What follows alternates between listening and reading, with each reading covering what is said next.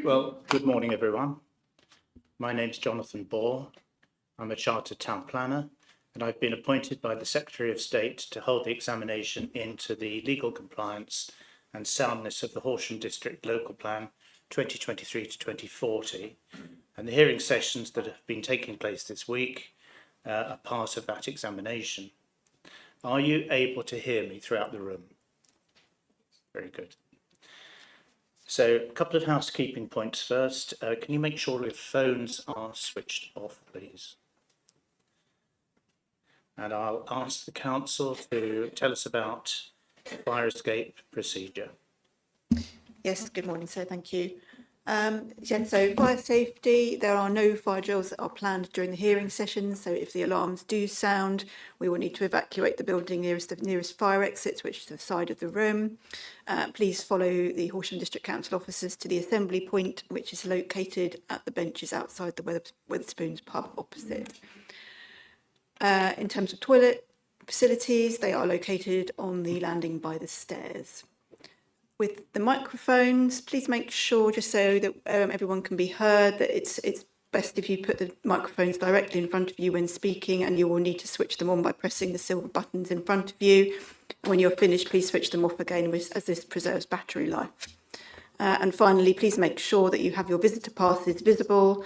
You can take them with you as you leave the building for a break or a lunch, but obviously at the end of the day, at the end of the sessions, you will need to return them as you leave the building. Thank you.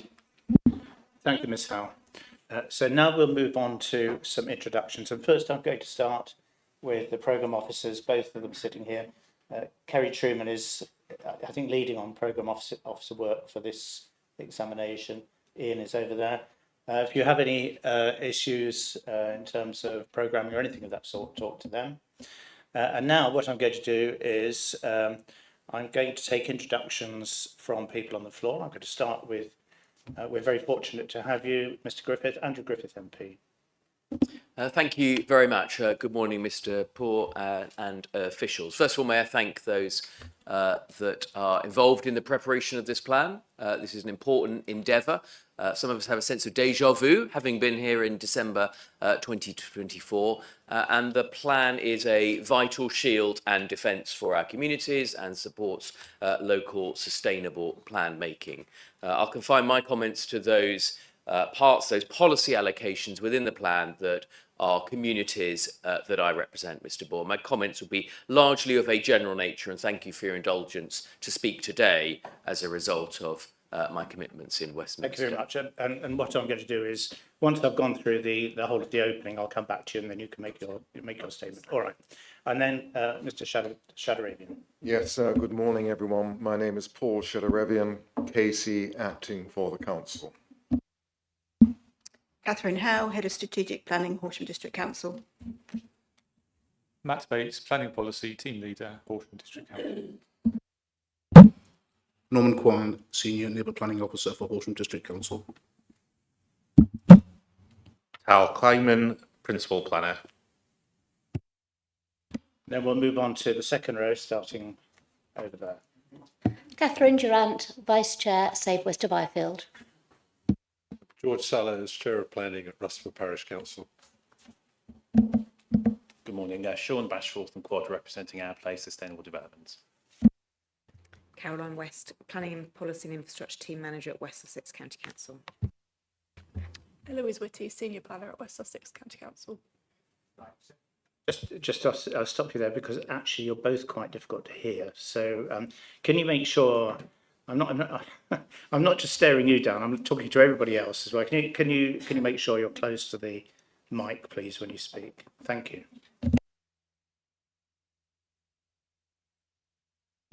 Good morning, sir. Philip Allen of Boyer, representing Waits Developments.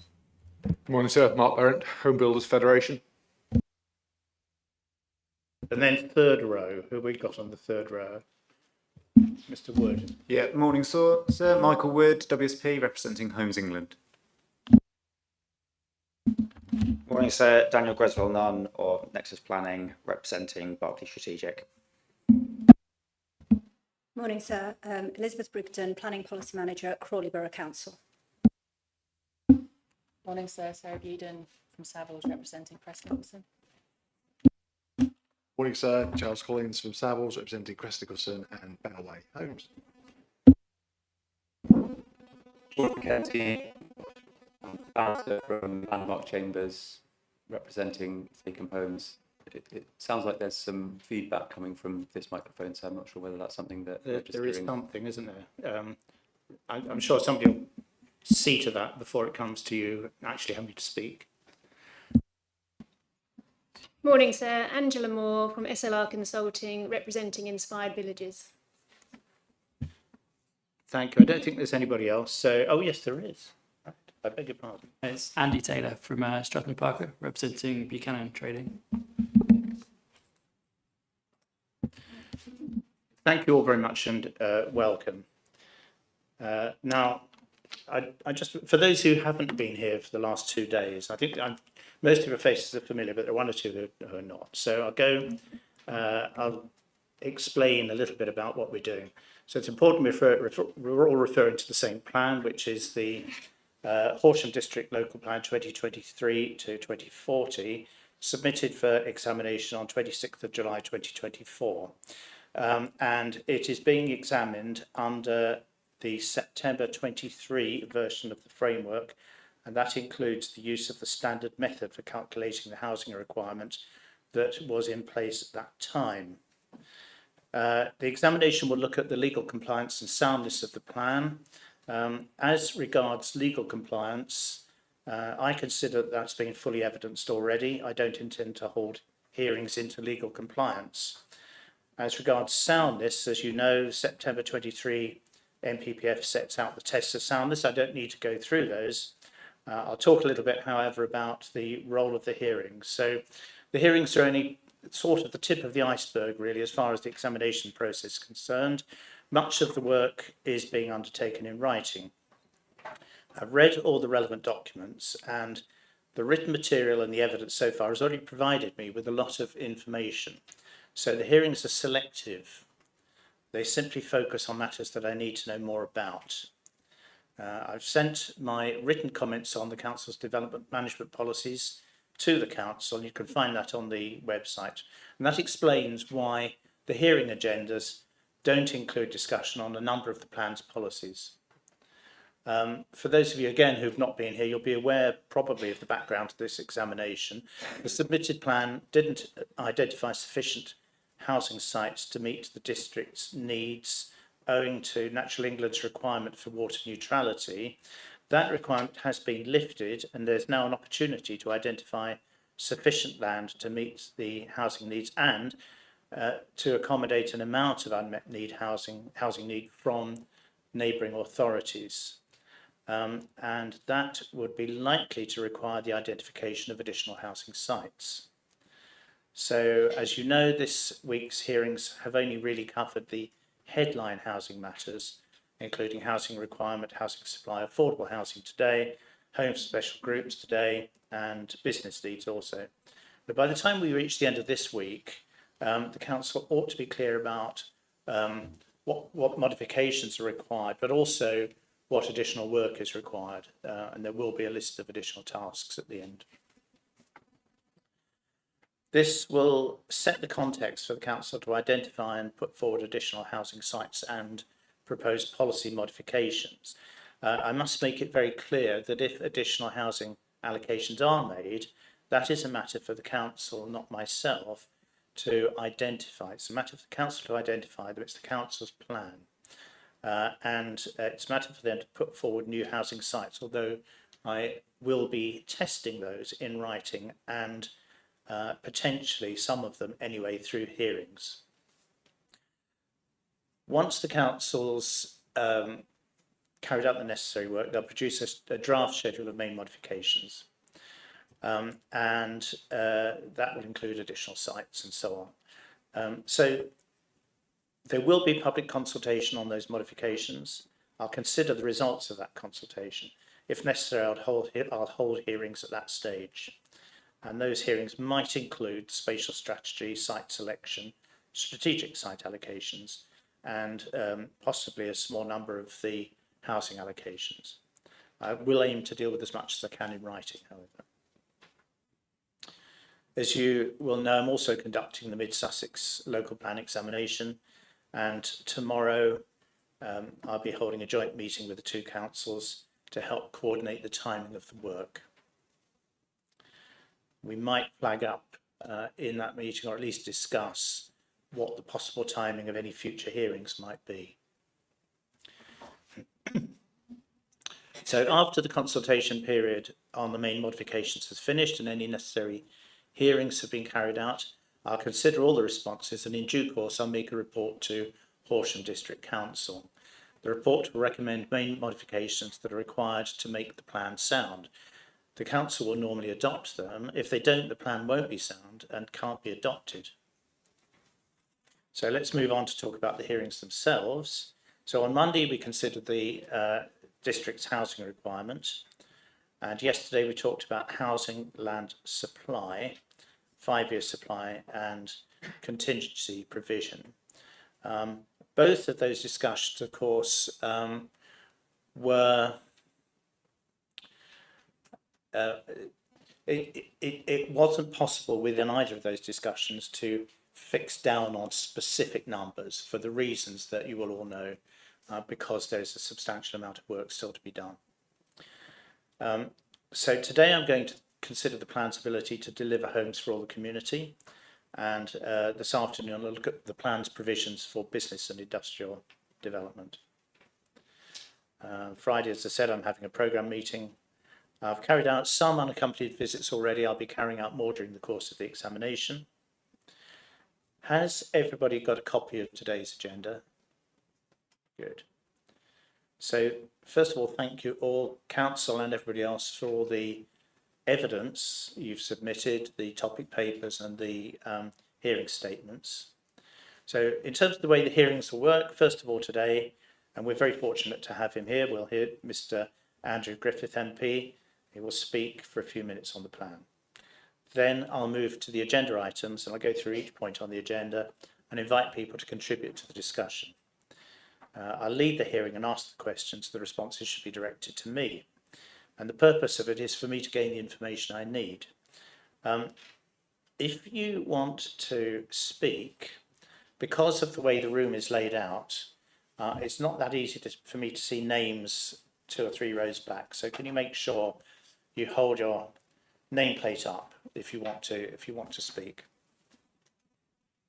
You don't need to repeat your case in detail or give any kind of formal presentation, and there's no need to repeat points that have been made by the same points that have been made by somebody else. So I will intervene to stop repetition if that becomes necessary. There's no cross-examination, no cross-table discussion. I'll terminate my discussion on any matter when I think I've heard enough. I'll give the council the opportunity of summing up their position at the end of each question. And I will also occasionally express views and come to conclusions as we go through the hearings so that everybody knows where they stand. These will be interim views and interim conclusions. If I think a modification is needed or if further work is required to make the plan sound, I'll say so. And at the end of this week, I'll follow it up with a letter to the council. Daily routine, we will have a coffee break at about 11:20, 11:30, hours lunch break at about 1, afternoon tea break about 3:30 if we're still going by then. We're definitely not going to go on beyond 5. Are there any questions at this stage about how the hearing will run? Mr. Barrett. So it's just a quick question about the session tomorrow. Is between yourself, Mid Sussex and Horsham, is that going to be live streamed as a meeting, or is it going to be round table, or is it just between yourself and the council, but open to viewing? We come to the conclusion that in the interest of openness, it should be live screened, and not least because people will want to know what the kind of programme of work is going to be and what to expect when. And I think there's a lot of people in the room who are interested in that whole process.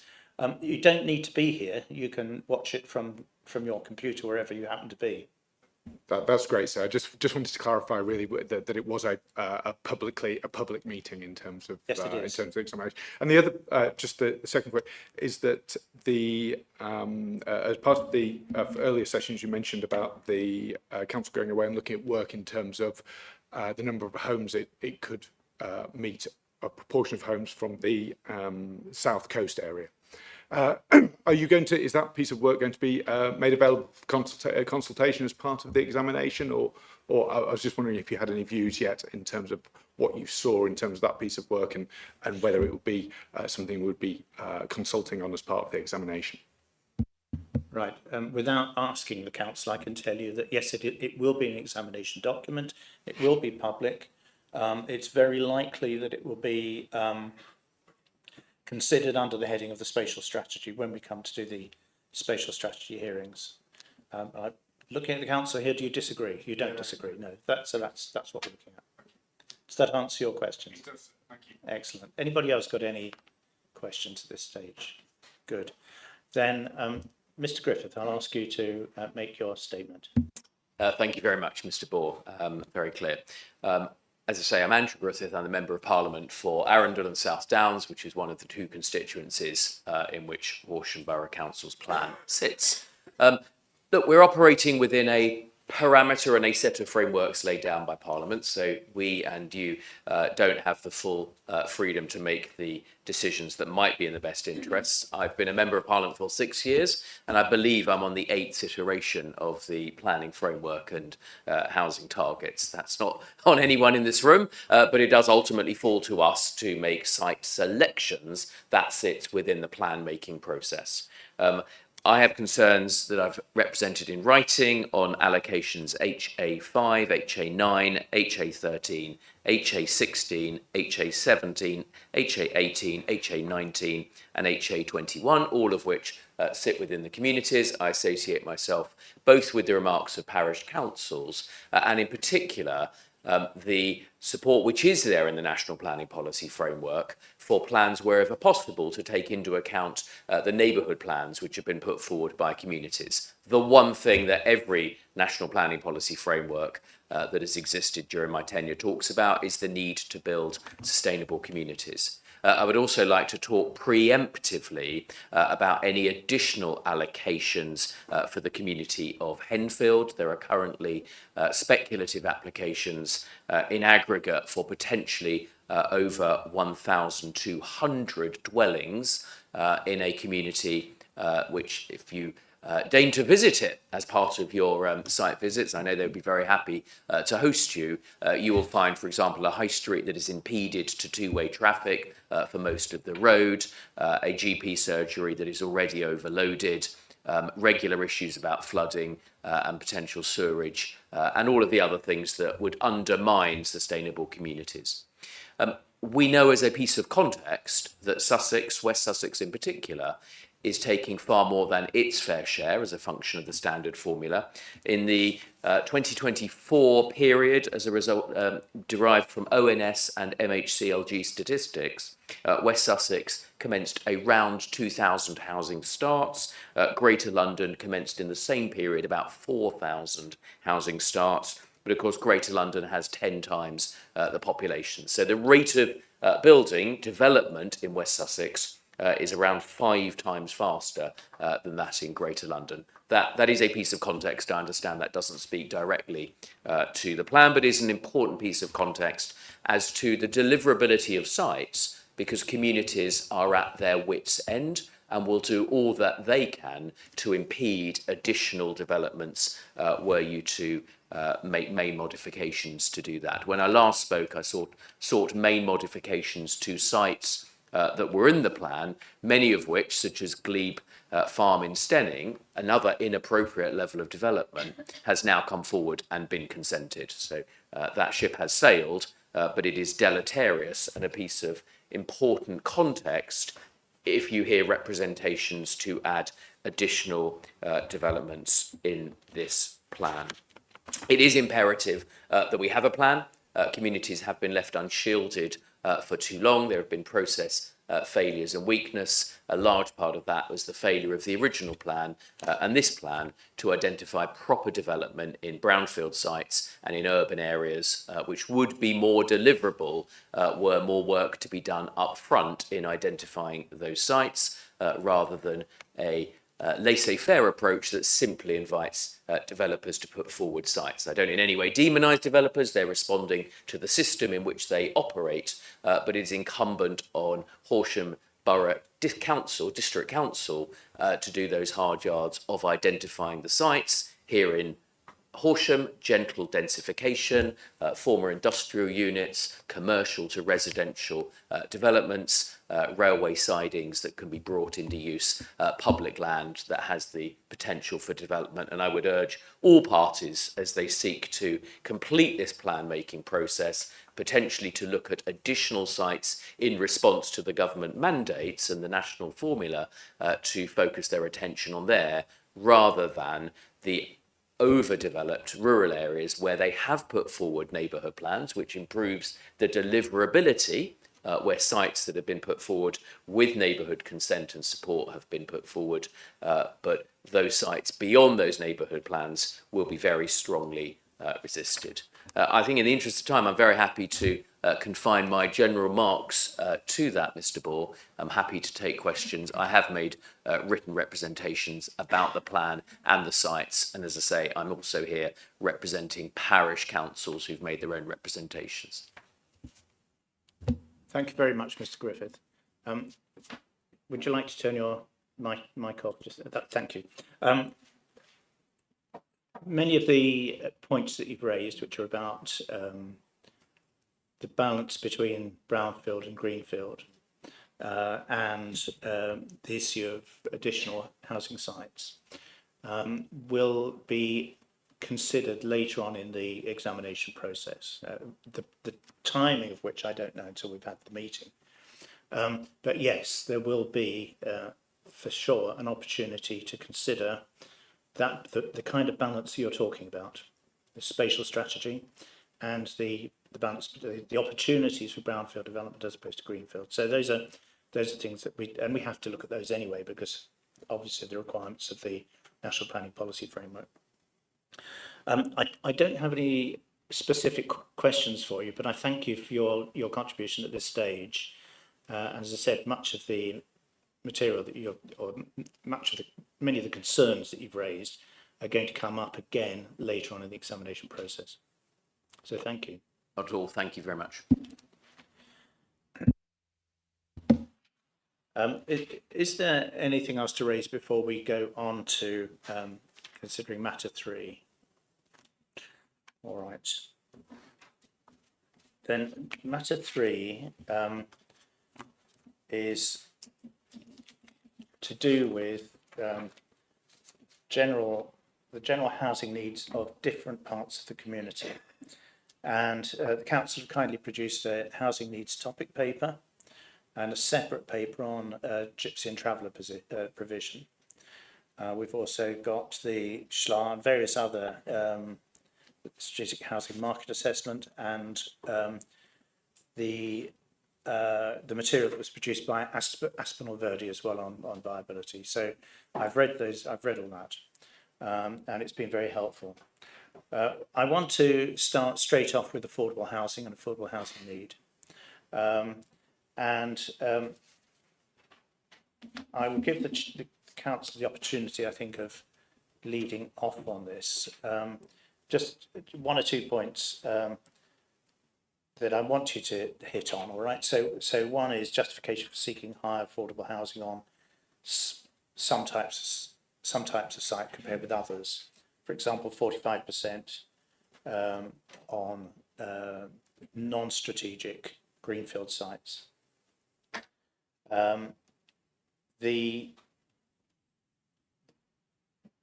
In relation to viability, that's one thing. Justification for seeking more on land west of Ifield and how that compares with what you're seeking on other strategic sites. The reason I raise that is because just because it's next to Crawley doesn't mean to say that other strategic sites that you're proposing will not need to fulfil an affordable housing need. There will be people who are coming into the housing market from the South Coast authorities. You don't need to make provision for them to come into your housing market area. They'll be moving into property anyway. And the question is, therefore,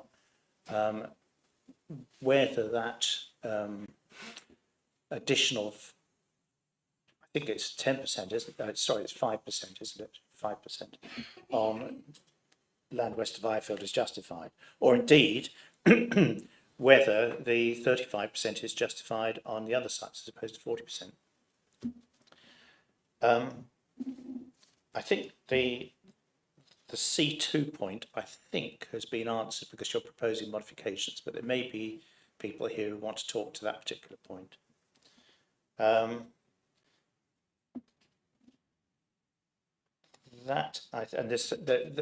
We will need to talk about housing mix at some stage, but I'm interested to see whether people have got views on that. On the face of it, I can't see anything wrong with that policy, but there may be issues that other people want to raise. So let's start with affordable housing. Who wants to lead off on this in the council? Mr. Bates. Yes, good morning, sir. Right. Yeah, let's just make sure the mic is all okay. Everyone hear me okay? Quite. Speak up. Okay. Everyone hear me okay? Yes. All right.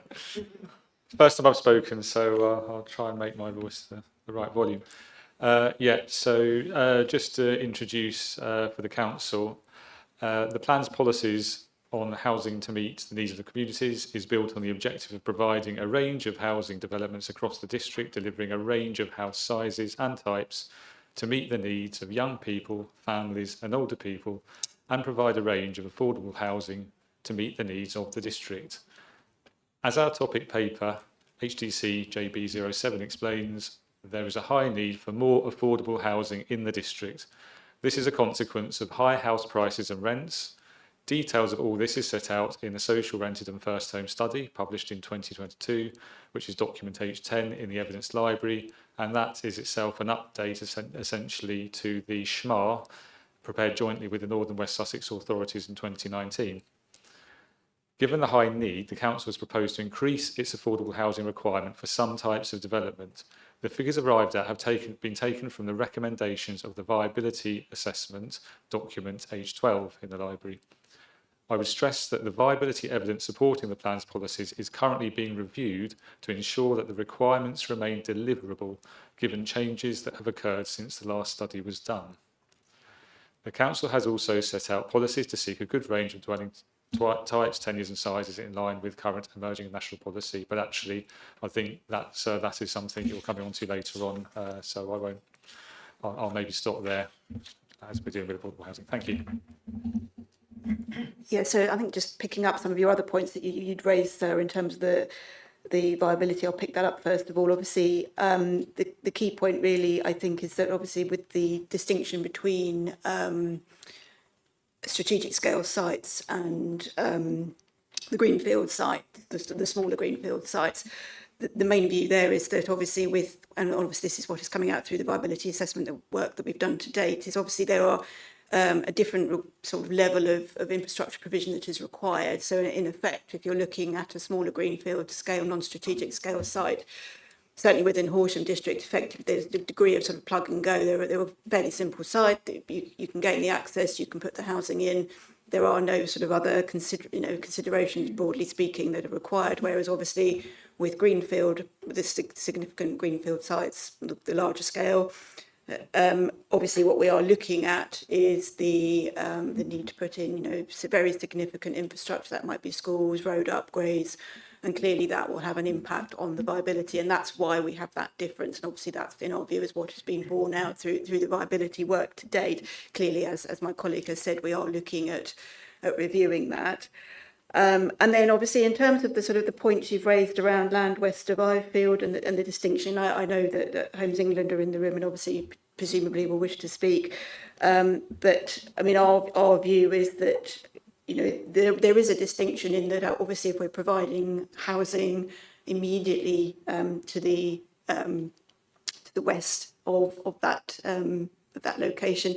Clearly, there is a closer linkage with the town, and therefore, and what we have had historically and intend to do going forward is there is a position where we have a shared from the affordable housing shared allocations, with some of it coming from us, some of it coming from Crawley, and therefore it would make sense in our view to have that closer mix, whereas obviously within the rest of the district there is a slightly lower level of relationship. That's how I would describe that. And I think probably the point on C2, I think that's broadly speaking set out in our topic paper, and clearly we're seeking a modification, but if anyone's got further questions, we'd be very happy to assist. Thank you, Ms. Howe. Thank you, Mr. Bates. So the viability study, when might we expect that? So the contract was signed last week, so it's very much in its infancy. At the moment, the contract suggests it would be finalised at the start of July, although I suppose it depends on any further changes we might need to make following these hearings, which may change some of the inputs that are needed. We know they have started work, as a few of the site promoters here could evidence, because they have been contacted for interviews, specifically the strategic level sites. So we're expecting the work to be completed at the beginning of July. Thank you very much. Could I just add, sir, that in respect of that, we have taken into account the hearing statements that have been submitted to this examination in terms of the concerns around the changes, the costs, etc., on development, and we will be obviously making sure they're taken account of in the revised work. All right. So they'll be factored into the updated viability study? Yes, correct.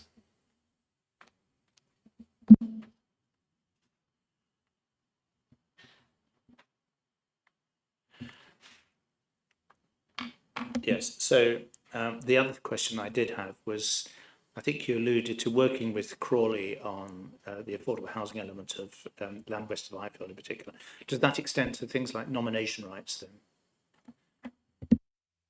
It does. So at the moment we have 50% nomination rights, with 50% of ours, 50% of Crawley's, and that's with the ongoing development of Kilnwood Vale.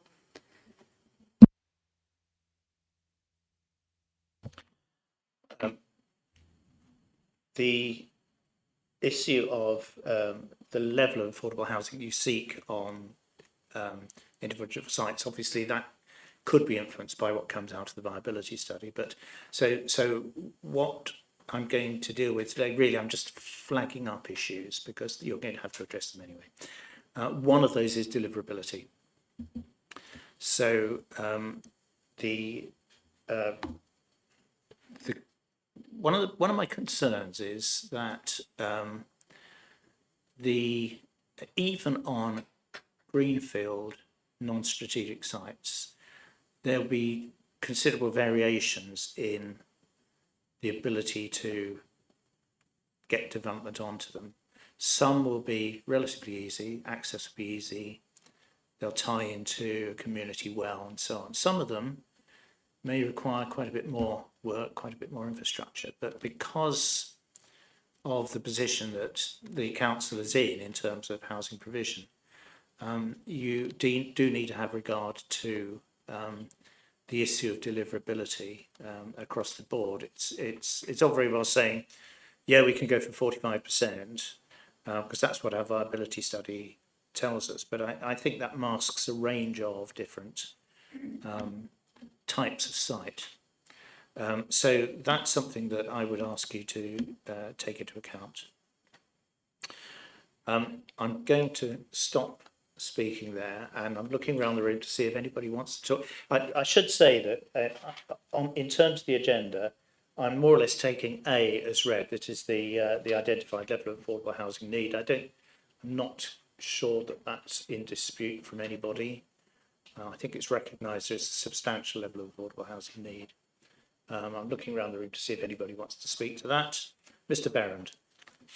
Thank you, sir. I suppose the comments we were making, sir, and we included in our statements, was around the viability study and the fact that it didn't include a number of different elements seemed to be not included or relatively low within the viability assessment. So it's welcome to hear that the council are updating the study to include those costs. I think in terms of PPG, so there should be, as part of the preparation, that engagement with the development industry, and I hope that development will continue and go forward in terms of the preparation of this viability evidence to ensure that the costs are there. I think in terms of the viability evidence, sir, and your concerns in terms of deliverability, we would share those concerns. Again, it's difficult to say. Obviously, we're looking at a viability study from 2023, significant costs in terms of those and significant cost options for the deliverability and also the interest. Sorry, am I going a bit? I'm able to keep up with the speed that you're. Sorry, sir. I will slow down. I'm completely lost train of thought now, sir. In terms of, I think let's give you a different mic. Sorry. It's, who was that? It's,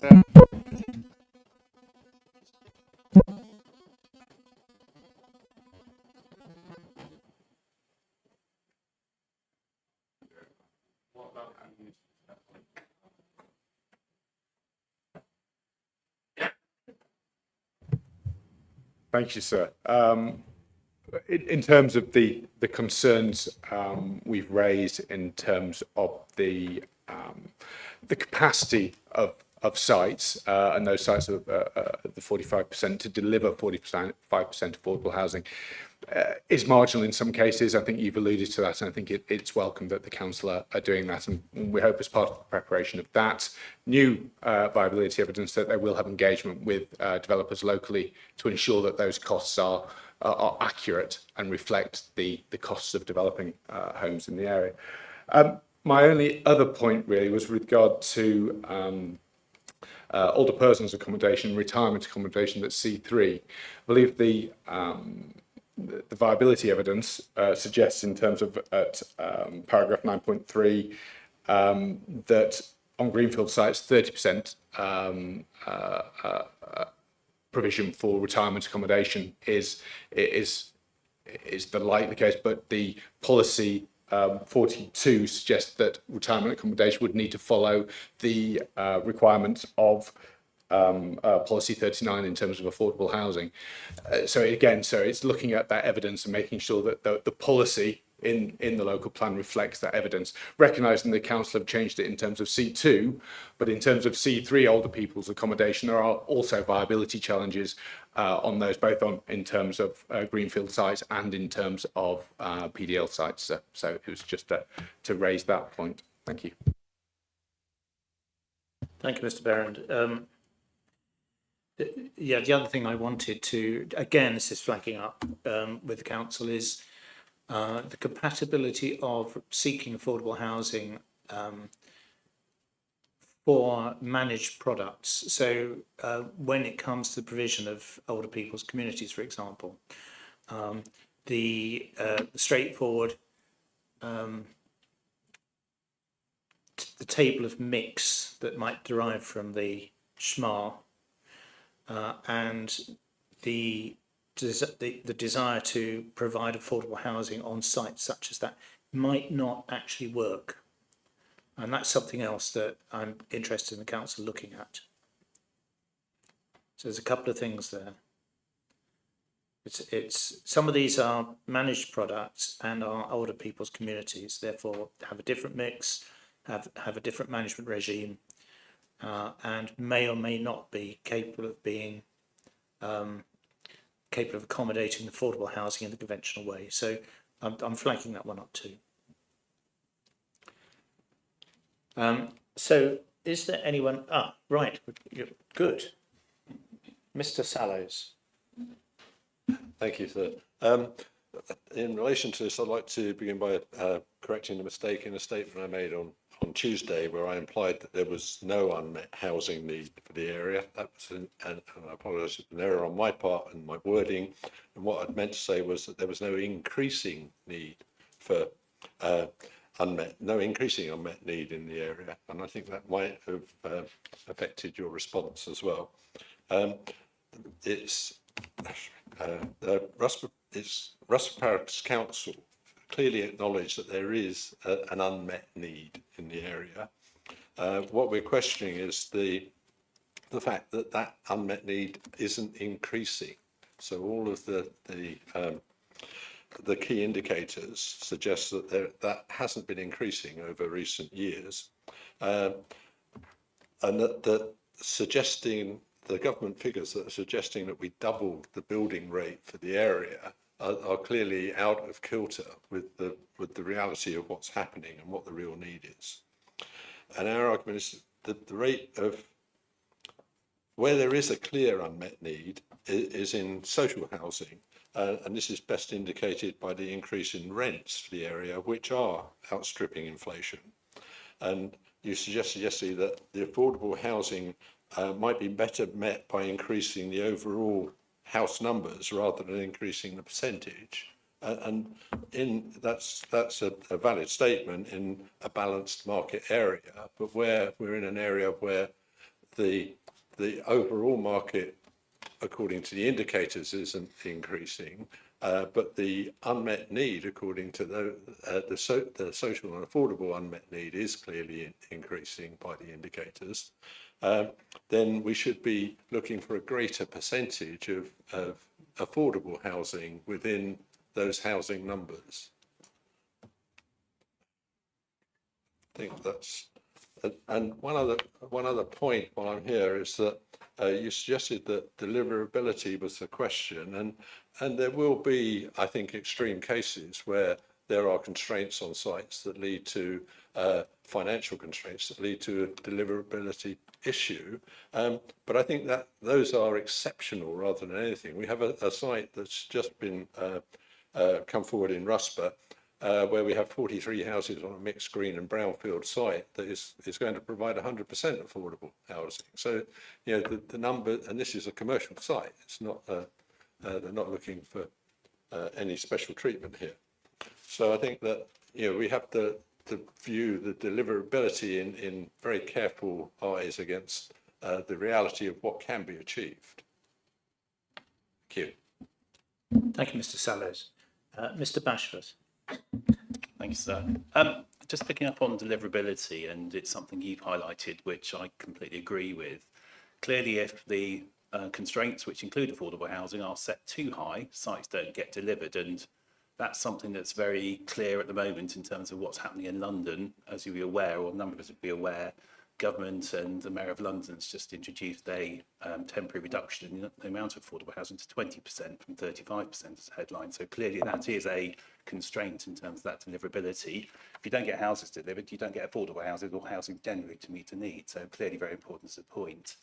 My more general point is you've seen in the kind of statements and everything else about things changing in terms of viability, costs and everything else. And it's good the council are updating that work for viability work.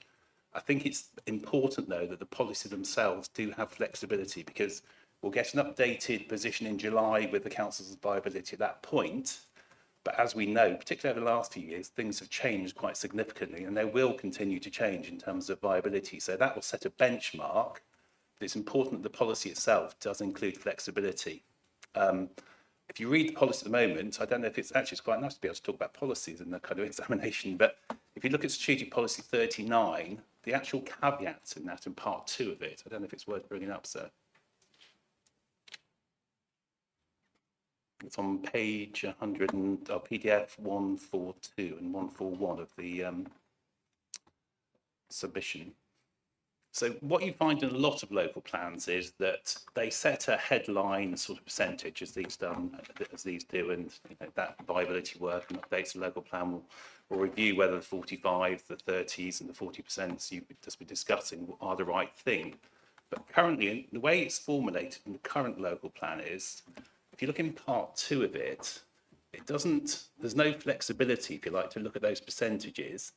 all it really talks about, and the second part of that is, it's talking about the second part of the policy is about the social rent proportion of 70% and low cost as a 30%. And that's where the flexibility applies in terms of, it talks about alternative mixes, can be considered if there's a proven local need or in exceptional circumstances. So it only allows flexibility if you're showing that there's real viability difficulties or other on-site things for the actual social rent and low-cost rent mix. It's not looking at the overall percentage itself, because usually you see policies that as a headline and then subject to certain considerations, you can look at that again if you like. And that's the concern, if you like. Is that flexibility enough, given that things could change?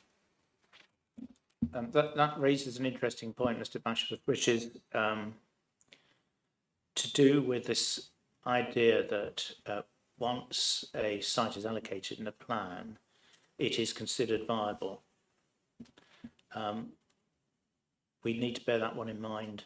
We do, but again, things do change, and this is the challenge, if you like. Things can change, and it does need a sort of, it needs to have policy which has got the right balance. That's what I'm trying to say, sir. That's the point I'm making. Yeah. I'm not disagreeing. It's a question of bearing that in mind, with delivery as a key factor. Mr. Wood. Yeah, thank you, sir. Just like to make a comment regarding West of Ifield. You'll have noted in our hearing statement that we reference the planning application that's been submitted to the council and the 35% provision within that. Since the hearing statement, that position has changed. So let's verbally update that position that we are now proposing 40% as part of that planning application. Notwithstanding that, our position in the hearing statement regarding the evidence base and the update to the viability evidence that's required stands, though we welcome the news that Aspinall Verde have been appointed to update that evidence. I think it's important as part of that that it isn't simply an update based on base costs change and value change. It's important that the viability assessment work for the specific allocations in the site take account of the abnormal cost of those developments. So I understand that Aspinall Verde have reached out to the Homes England team in that regard. So that's again positive, but we just want to reassert that happens and the evidence base reflects the real circumstances of the site. Just want to press you a little bit further on your position. So you've got a planning application in, and it's proposing 40% affordable housing. Your representation is, I don't want to sort of disrespect you, but it kind of is a bit wavering on that position. Is that right? Yeah. So at the time of submission, at the time of the hearing statement, the position for the planning application was 35%. Since that statement was published, that has moved. So Homes England as the applicant have written to the council to confirm that the position for the application is now 40%. So I just really need to understand where you're coming from. So what is Homes England's official position on the level of affordable housing that ought to be sought, or what the policy ought to say for that particular site?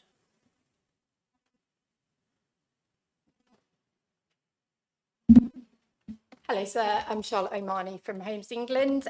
Yes, just to clarify, at the point of submission of the application, we were unsure about the projection of the Horsham local plan as it stands.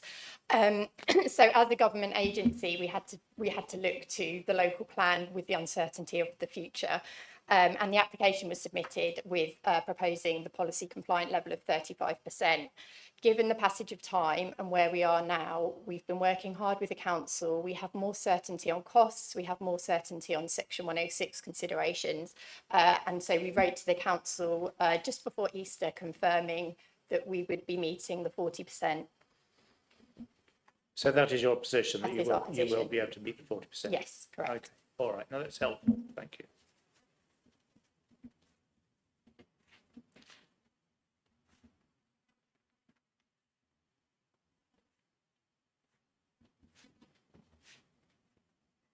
Yeah, thank you very much for that. Next, Mr. Gresswell-Nunn. Thank you, sir. It's a similar point in some respects with a slight nuance. Again, it's sort of, Berkeley welcomes the news that the council is updating its evidence, and it has intimated that there are changing assumptions in terms of base costs, etc. Another input that we'd like to just raise, the question of, and this isn't in a sort of site-specific respect, it's more of a general point, and it's not even specific just to Horsham, it's a general point on local plans across the board, but it would be helpful to have in those, in the updated evidence, more clarification or certainty as to what the council's assumptions are in respect of the interplay between SIL obligations and S106 obligations. Berkeley supports the 35% affordable housing delivery rate on the strategic sites, specifically with respect to its interest at land west of Southwater. It is deliverable. The application is on that basis, and it's just to have greater clarity up front to avoid sort of lengthy discussions further down the line at application stage with respect to the council's expectations on how the relationship between SIL and S106 will be borne out, just so everybody has the same terms of reference up front, as it were. So it's not a specific point, it's more of a if and where there are opportunities to introduce clarity in both the plan and the evidence base, as the council is sort of working through those, the request is that those opportunities are taken to introduce clarity in that respect. Yes, thank you. That's helpful. Let's flag that up with the council, and they can respond in due course to that one. Ms. Brigden. Yeah, thank you, sir. I'd just like to speak a little bit about the Crawley context, particularly in relation to the West of Ifield strategic site.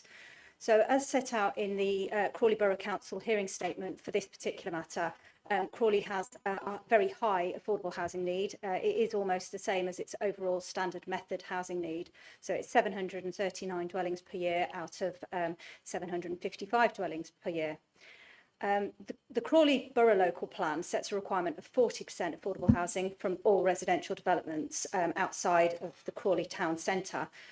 Within the town centre, viability meant that it was only possible to set a 25% affordable housing requirement, and that's due to the combination of two factors, and that's high existing land value, so that's for its current use within the town centre, and high costs associated with achieving high densities through higher rise developments, and therefore obviously meeting safety requirements set out in building regulations.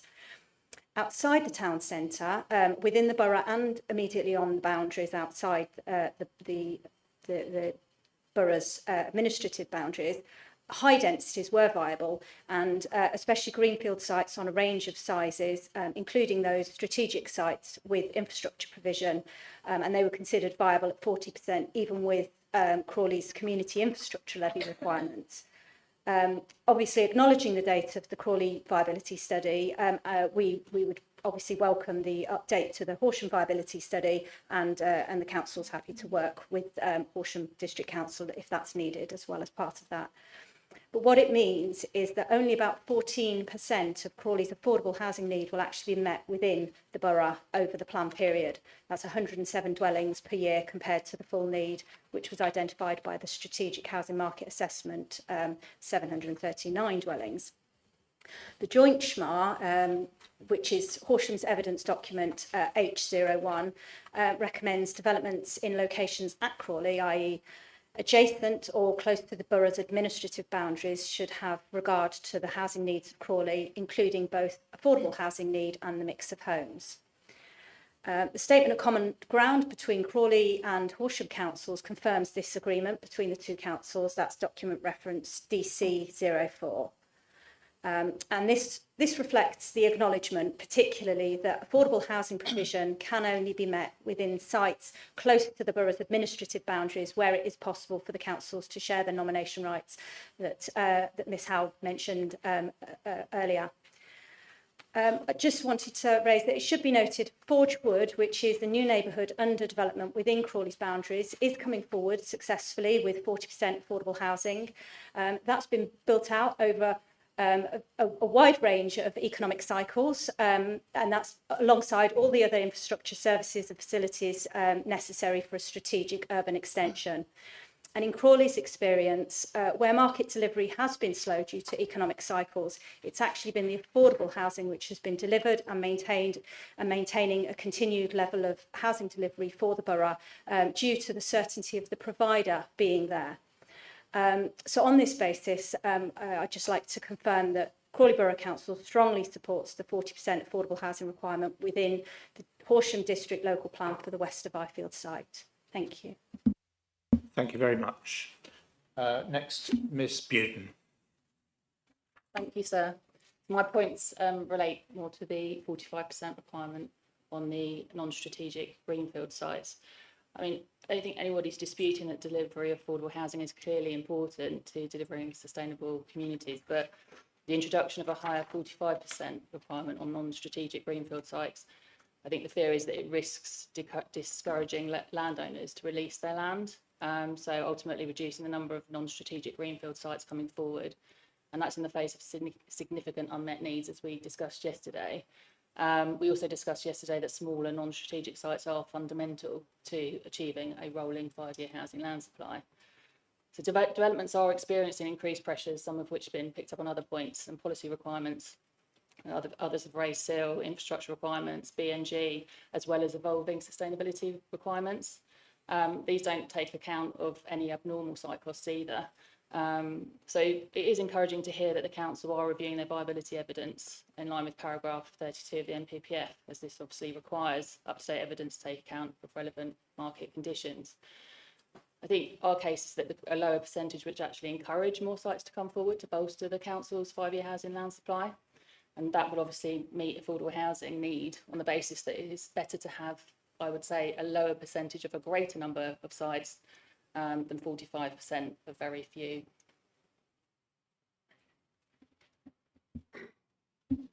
Mr Collins. Unsurprisingly, I agree with Miss Buden.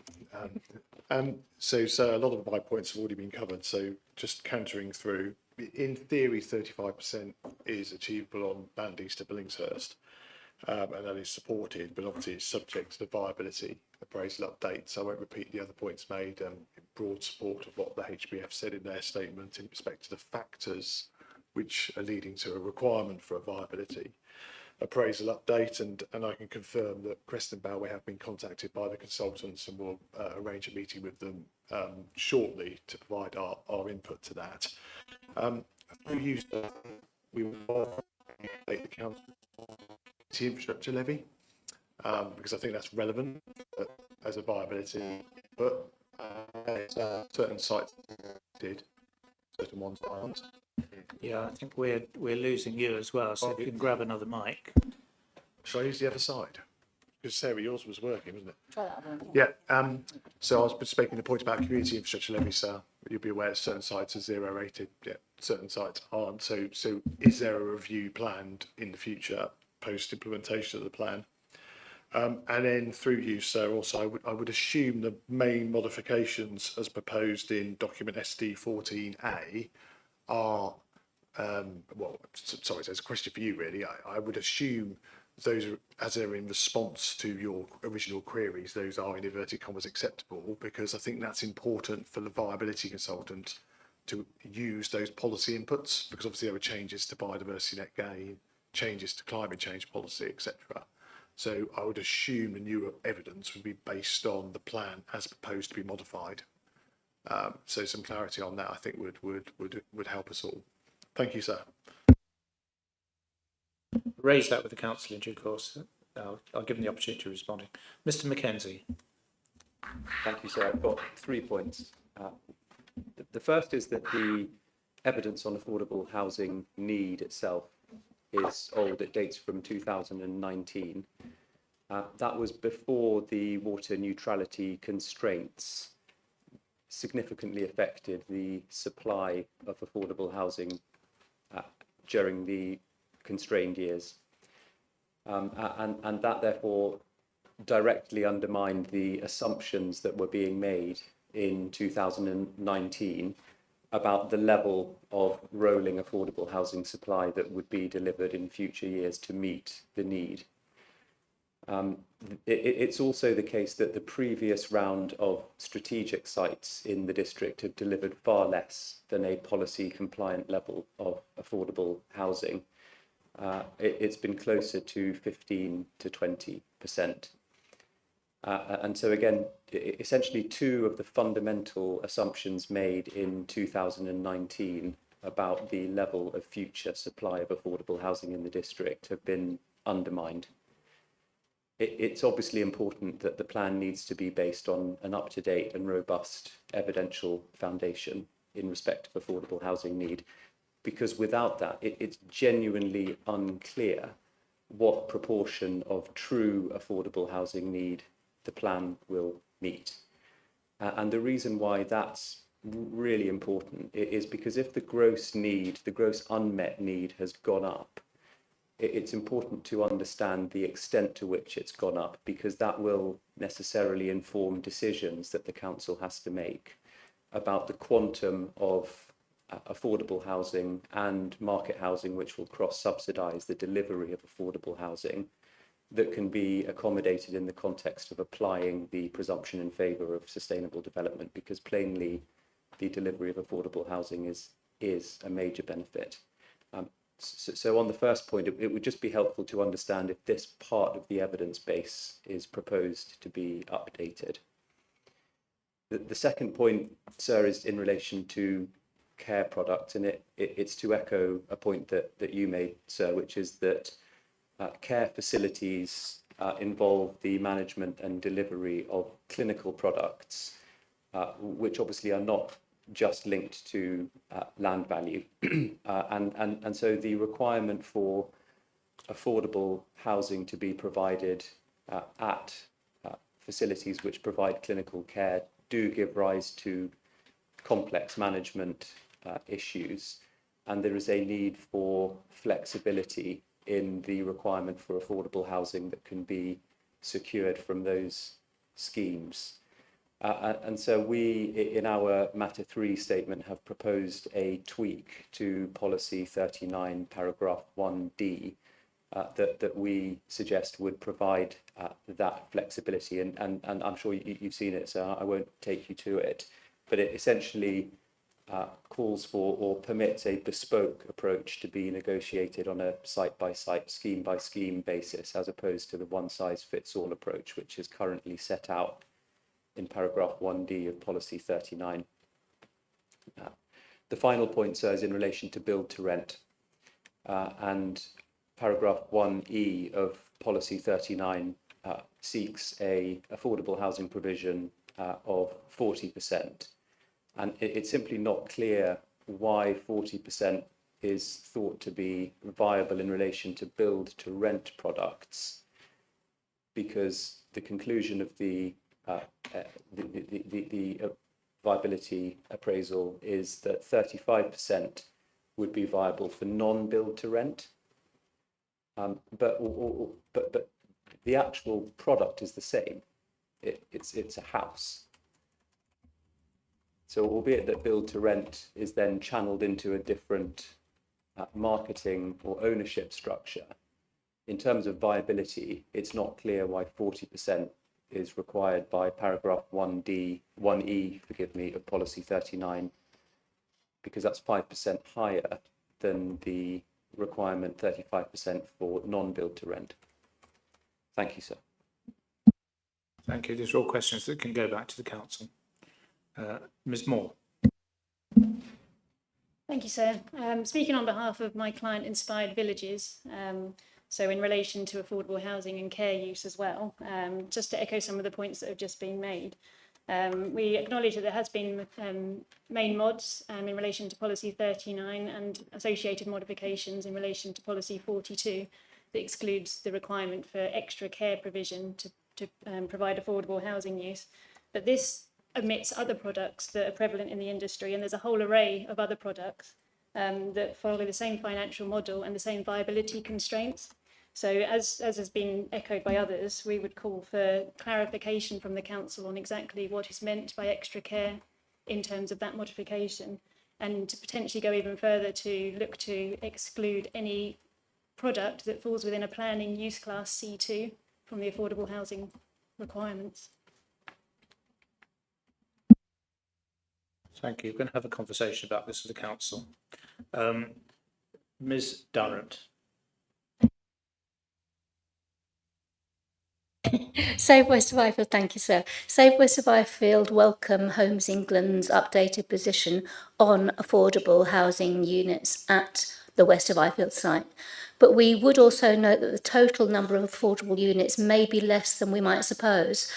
Whilst Homes England quote the site's potential as up to 3,000 houses, in Homes England's document Response to Natural England dated September 2024, the section Current Status of the Master Plan states the following. The Master Plan includes a total of 2,748 homes. So in 2024, the number of units was already reduced. And since then, Homes England has had to reduce the number of premium market dwellings by another 91 to protect Beckstein's bats habitat, bringing the total dwellings down to 2,657, which will reduce further as Homes England state the larger units lost will need to be redistributed within the master plan to achieve the desired mix. This adjustment will result in a loss of additional units beyond those already reduced. So this reduction in actual unit numbers will of course reduce actual affordable units. Taking this into account and Crawley's desperate need for affordable housing, we wonder if there's an argument to say that not only should a minimum 40% affordable housing be provided at West of Ifield, but actually could a higher percentage be looked at. And we wonder if the updated financial viability assessment will show this to be possible. Thank you. Thank you, Ms. Durrant. I don't know whether Homes England want to come back on that at this particular point.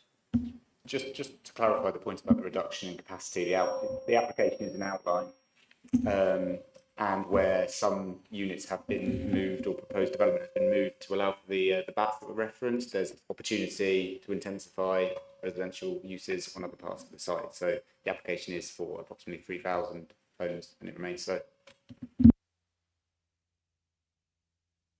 The application remains at 3,000. Yeah.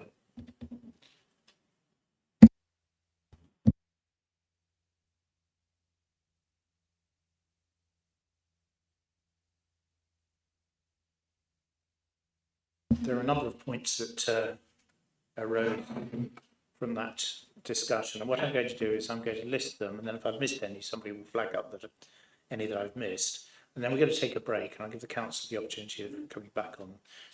I haven't forgotten that we've got other items to talk about this morning. I think affordable housing is going to probably be the biggest item, but I want to talk also about, we talked to an extent about old people already, but there are issues about accessibility and self-built and custom housing as well, so we'll come on to those in due course, as well as gypsies, travellers and travelling show people. But let's deal with the affordable housing points first. So I think one of the, we heard from the council the intention to update the viability study. There was a question about whether it's intending to update the study in respect of affordable housing need itself, which is getting a little bit long in the tooth. So that's one question. The second question is to do with, and I think it's a very it's a very fair point, this, that the interplay between SIL 106 and affordable housing, that I think does require more explanation. I think that was a very good point. It would help to see the council's working on that, the council's homework on that. Then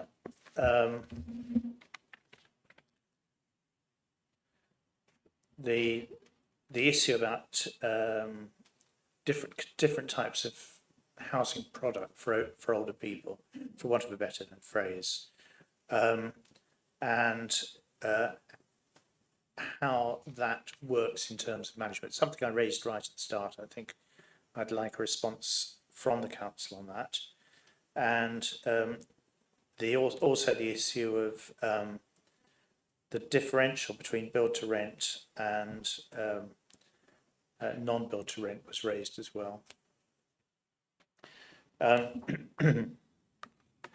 Were there any other points that came up that require a response from the council at this stage?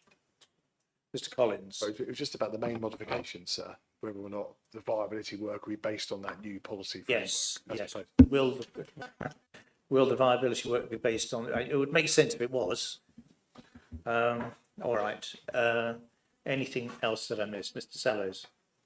Just very briefly, there was a point made about the viability for smaller sites, arguing for reduction. I think the problem there is that that incentivises the smaller sites, and we will get more smaller sites coming forward at the detriment of larger sites, and consequently a significant drop in affordable housing if that argument was put forward. Yeah, well, I think that's something that we will need to consider further down the line. I mean, from the discussion we had on Tuesday, it does, and yesterday, it does seem that there's a need to look at a range of sites, both small and large, and not set up unnecessary impediments to the delivery of appropriate sites at a range of sizes and a range of types, because ultimately these are all going to be needed to feed into the housing supply. So what I think we'll do with that particular point is we'll need to look at that again when it comes to things like the spatial strategy and ultimately the mix of sites. But the point I made, and I think others were making as well, is sites are not uniform. Some may be easy to develop, some may not be easy to develop. But there is a need to encourage delivery to meet the identified need, and therefore we shouldn't be imposing, perhaps, I don't know at this stage, the council may disagree with me, and I'm interested to hear what they have to say, but one wouldn't want to impose impediments to the delivery of appropriate sites. All right, let's not carry on with this one. I'm agree. All right. So there are a number of points there. Are they clear? Yes. They are. All right. Then I'm going to adjourn now. It's 11:10. We'll adjourn now. Resume at 11:45. Thank you.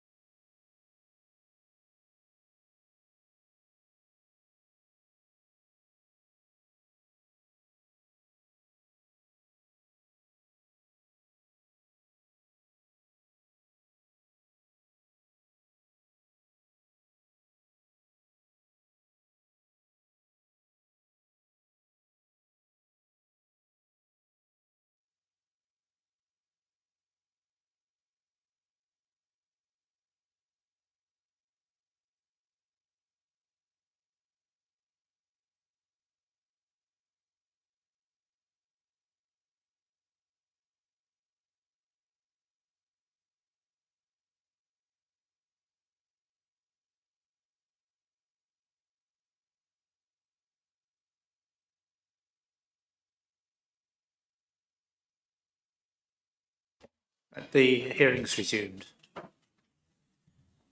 And I'm going to go straight to the council and invite you to respond to the points that were raised this morning.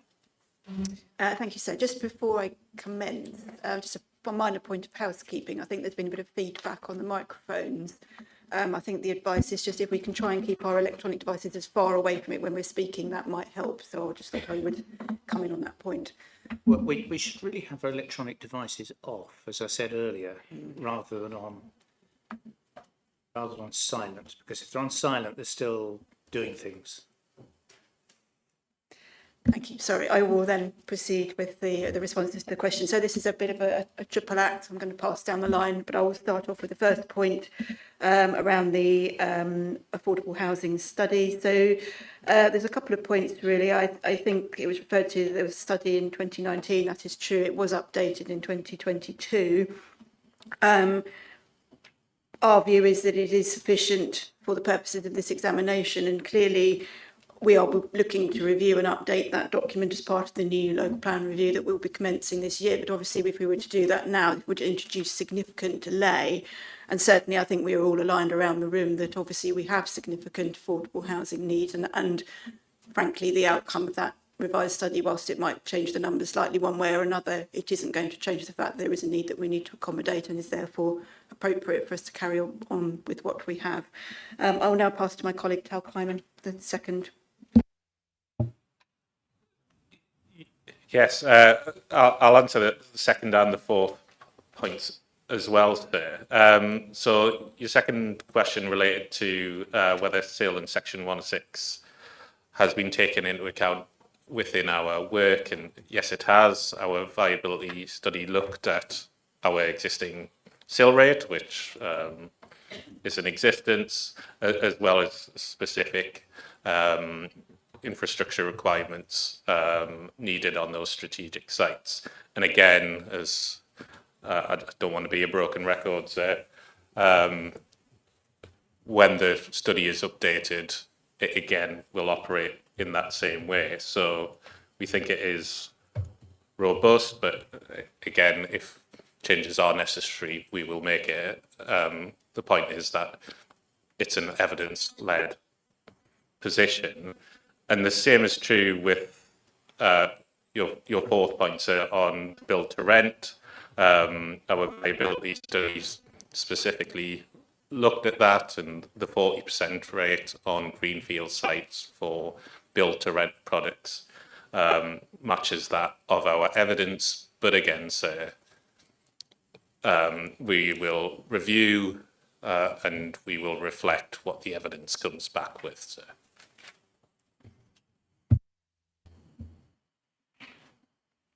Thank you. Any points on the... yeah, Mr. Bates. Yeah, passing over to me now, sir. So I think on this point, we just want to be really clear that, and I would refer you to our modification schedule, which at the moment is published as HDC 15, SM43 and SM44 in that schedule. Do make clear, we think, that we will, based on updated viability evidence from around the time we submitted the plan, we will know that we will not be seeking affordable housing contributions of any sort from extra care housing. And the other thing to say on that point is that having just had some brief discussions, clarifications with our colleagues at West Sussex County Council, there probably is a need to clarify what that actually is, what extra care housing is, and I think we are acknowledging that our policies could be a bit clearer on that point. Yeah, so I mean the other point to make on this is that we are trying within these policies. Again, you know, we are very open to providing modifications to make this clearer, but we are trying to make clear that what we're seeking affordable housing contributions from is specifically self-contained types of accommodation. Now, it's appreciated there can be practical difficulties sometimes if you have a mixture of different products, on the same site, and I think we can only say that's something that will be worked through on a flexible basis, and we can take that into consideration in considering the mods to the policy. But we don't think it's appropriate to, for example, specifically exclude all C2 type uses from that requirement, because often they would provide a kind of self-contained type of product, which may sometimes actually be of a kind of premium nature, and therefore, sort of particular sort of retirement complexes, etc. And we think that, if that comes through as a C2 use, and that's on the description for the planning application, that shouldn't necessarily mean it's excluded automatically from affordable housing requirement. So to sum up, we will be looking, with your permission, to modify, propose further modifications to the policy to provide further clarity on those matters.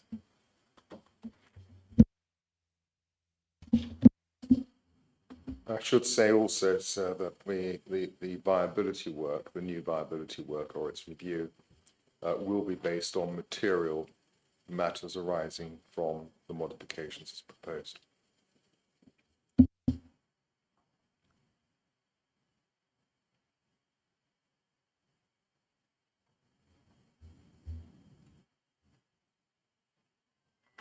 Any other points? I think that covers it.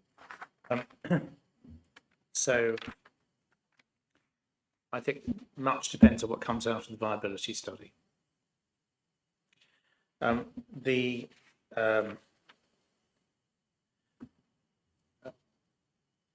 take the point about the fact that you will be updating the affordable housing study for the forthcoming plan. I think it's acknowledged that already the level of affordable housing identified is such that it would be difficult to accommodate all of that affordable housing within the overall housing requirement. It's marginal, but we've got the figures. It's unlikely, I think, that a affordable housing review would change the picture. We already know that there's a very substantial amount of affordable housing need there.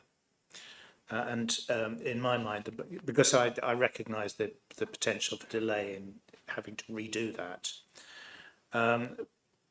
to my mind, the issue is more to do with how can you deliver a significant proportion of that affordable housing need, and the balance I've said already between the need to encourage delivery, which will deliver affordable homes, and the proportion of affordable homes that you seek on individual sites, which again comes back down to a degree to the review of the viability study. So I'm going to put that back in your hands for the moment. There is still a residual concern from my side on the application of the affordable housing requirement to C2. I thought you'd pulled back from that, but it seems like you haven't entirely. Yes. Let us reflect on the point you're making now. I think it's more to do with there are a couple of things. One is that housing dedicated to the provision of older persons' homes is actually meeting specifically a need already in the market. That's one thing. Second thing is there are certain older persons housing products, for want of a better word, that have a certain level of viability without the affordable housing requirements being imposed on them. So these, I think, are things, again, that you're going to have to look at in terms of the viability study, but I'm just expressing my concern at this stage that there's a potential for it to make it, again, it's down to delivery, make it more difficult to deliver a product which is needed. So now, I'm going, because it's 5 to 12. We've got some other topics to consider. Before I do that, is there anything I missed in respect of this morning's discussion that you you want to raise the topics we've covered already, the points that I've put back to the council. There's nothing else that I've left hanging. All right, let's move on then, and we'll talk about. Sorry.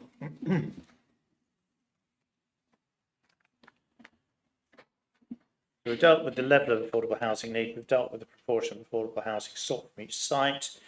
We've touched on the mix of homes, which at face value appears all right. I don't know whether anybody's got a point on that.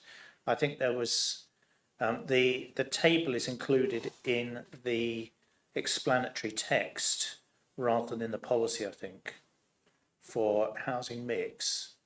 And therefore it's not it shall be done in accordance with that table. I think there's an element of flexibility built into it. So I couldn't see myself any issues with it. I don't know whether anybody's got a point on this. No. Right, then we can move on. Let's do self-build and custom. What I have read from some of the representations of what is slightly concerning to me is so it's strategic policy 38, isn't it, I think, and it appears to only support housing development where in effect where developments contain custom and self-build. I'm not sure if that's the intention, or perhaps it's my reading of it, but we can call that up. So it's policy 38.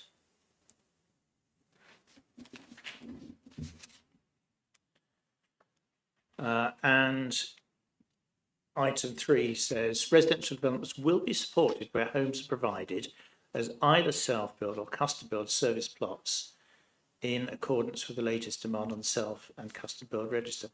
That implies non-support for sites that don't do that. I'm not sure whether that's your intention. I'll just leave that with you. Is there anybody else who wants to talk about custom and self-build? No. All right. Well, it's you and me then. I'll deal with this. All right. It's a drafting issue. Yes. It's intended to be supportive of such development. Yes. And so we can modify that element of it. All right. Yes, I think that's the point. It can be read as not supporting. Yeah. All right.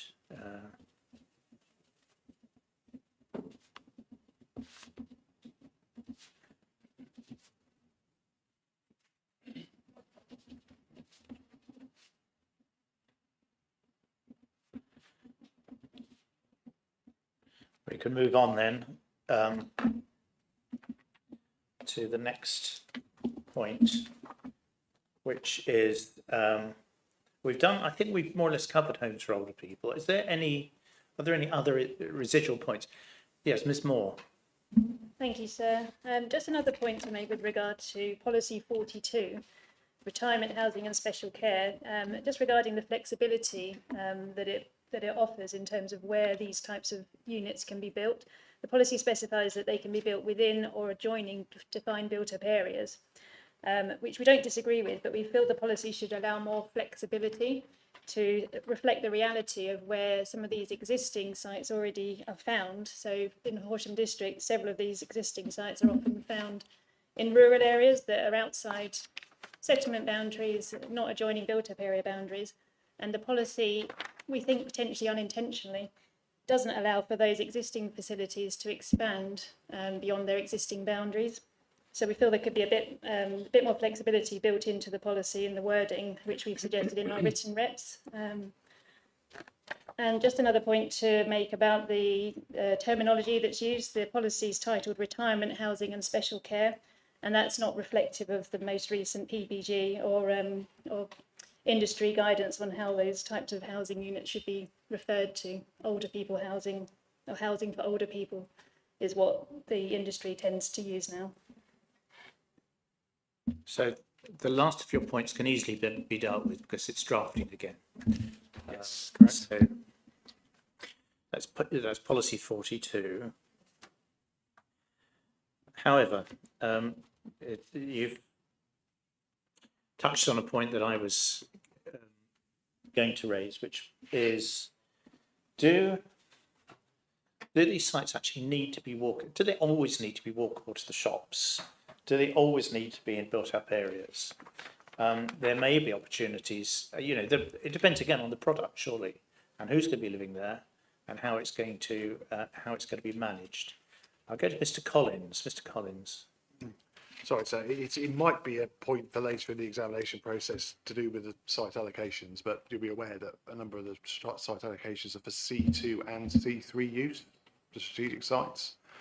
Which is a point that our clients object to in respect of East Billingshurst on the C2 element. But the reason why I'm just flagging it now is that the viability work's being updated, and therefore this needs to be a relevant consideration in terms of the value inputs, because there will be a difference in value in respect of open market C3 and C2 uses in respect to obviously the numbers of dwellings allocated for each site. So we don't have comments specifically on draft policy 42, I think it is, but the position of our clients is that the plan should be positively approaching actual C2 allocations rather than blending C2 and C3 on the strategic allocations. Thank you, sir. Sorry, the plan should positively approach C2 allocations. Yeah, so sorry, specific allocations for C2. Specific. Yeah, rather than that. Sorry, to be clear. Thanks, sir.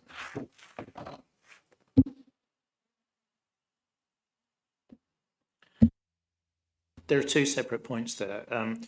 The first one is actually whether it's justified to put in the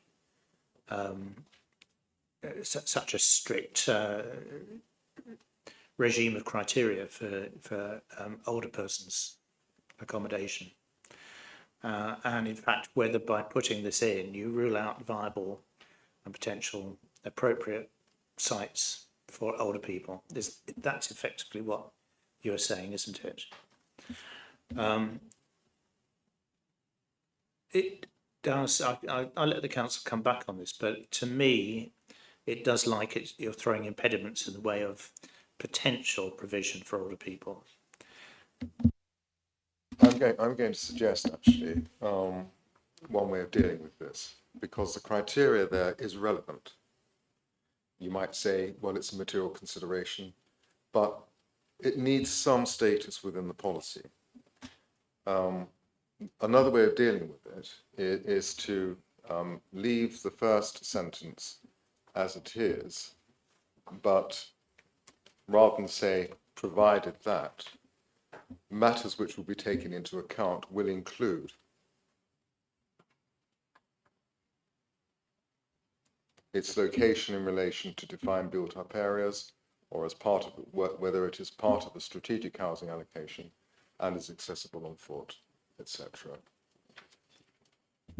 Yeah, I think that's the start. The other thing I was going to point out was that I don't think that the sequential approach that's hinted at in criterion 2 is really justified in relation to national policy either, but that needs to be looked at again. Okay. Does that I'm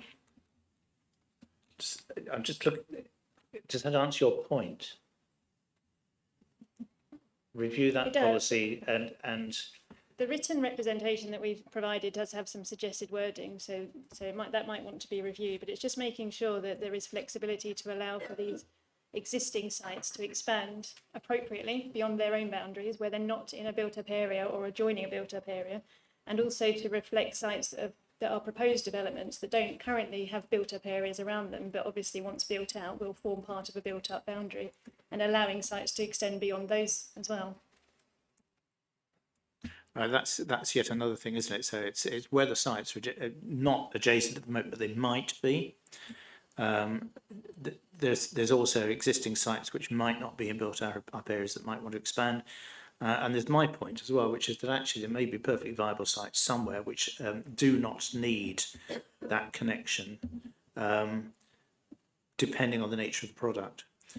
So there are all of those things. I'm going to leave that with the council. We'll have a look at the drafting of that. And as regards Mr. Collins' point, specific allocations for C2 is what you were saying. Should there be any? Looking at the council for that.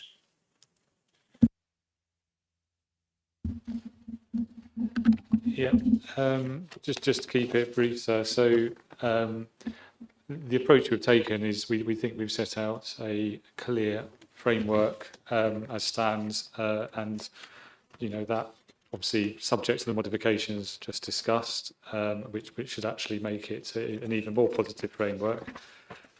We are actually seeing these developments come forward, broadly to meet the need. Really, obviously, we haven't set out all of the evidence in our papers, but I think it reflects that we think Policy 42 setting out a clear criteria-based framework, which does allow for sites to come forward within or adjoining, but more permissive than for other types of housing development, or adjoining defined built-up areas, and then with some further flexibilities added in, as just discussed, we think is sufficient, and that is not an impediment to sites coming forward just through the development management process. So if you're able to test any such revised policy against a range of different products to see whether it works, that would be fine. Even better if you can liaise with those who are objecting to the policy as it stands to find a form of words that work generally for the market. I'll just briefly also add, sir, that obviously we have a number of strategic sites, and within the strategic site policies there is a requirement in each of those for this particular type of product to come forward, and indeed we are seeing that coming through in the pre-application and application processes undertaken at present, and that will be a fairly substantial number coming through that avenue too. Very good, thank you. I'll move on then, unless there's anything else on that. I'll move on to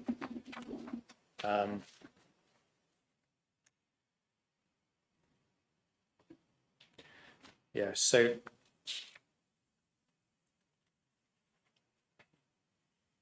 accessibility policy is next, and the proportions of M42 and M43 have been questioned. Mr. Mackenzie. Thank you. Yes, it's in relation to policy 40, which is as drafted, and I appreciate it may be that this will be looked at again, but as drafted, it's a highly restrictive policy. It might be worth turning it up, so it's on page 100. I've got it. Oh, thank you. So residential development will only be supported providing that the criteria set out are met. In terms of internal space standards, there's a requirement for all dwellings to meet nationally described space standards.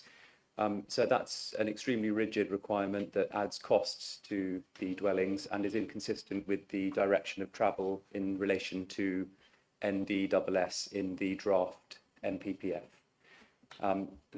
Which indicates that there should be flexibility in relation to the space standards so that an appropriate mix and range of products can be offered and efficiently absorbed by the market. So we would suggest that in order to future-proof the plan, some flexibility ought to be introduced in paragraph 1. And then, so in relation to the accessibility standards in the second part of the policy, again, so it's highly restrictive in relation to M42 category dwellings. Again, the requirement is for all new dwellings to meet what are ultimately optional standards for accessibility.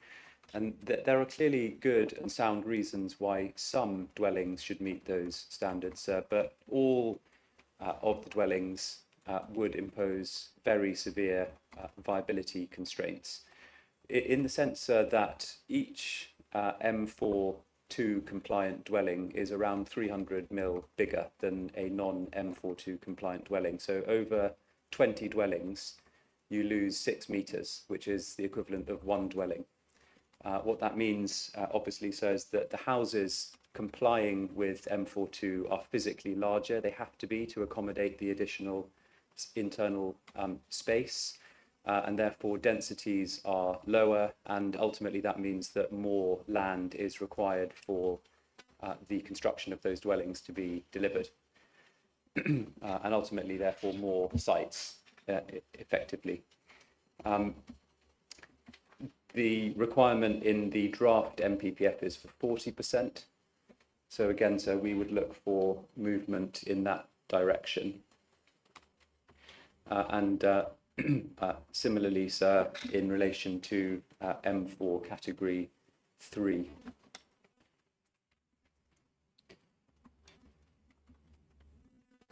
And that's in paragraph 3.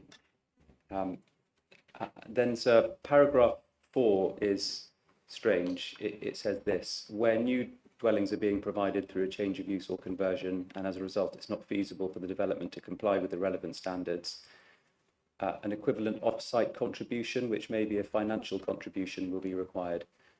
So it's wholly unclear what that off-site financial contribution would be used for, and what planning purpose it would serve, why it would be SIL compliant. So if you are converting existing stock in a way that can't comply with the standards, what it's suggesting is that you effectively have to pay a tax or a fine. And again, it's wholly unclear why that would be the case, in the sense that what will be delivered by the council to mitigate that situation. So there are fundamental problems with all of the requirements as currently drafted in policy 40. Thank you, Mr. Mackenzie. Is there anybody else who wants to speak on this particular issue? Yes, Ms. Moore. Just building on that point, so the policy talks about all new dwellings, but it fails to distinguish between standard market dwellings and dwellings related to care home developments, whereby, depending on the product, the accommodation can be highly specialised and already designed appropriately for the need for that unit. So I think there should be some level of distinguishment between the two types of product, whereby highly specialised units won't necessarily need to follow the minimum national space standards. Right, thank you. Let's start with Ms. Moore, your point first. I agree.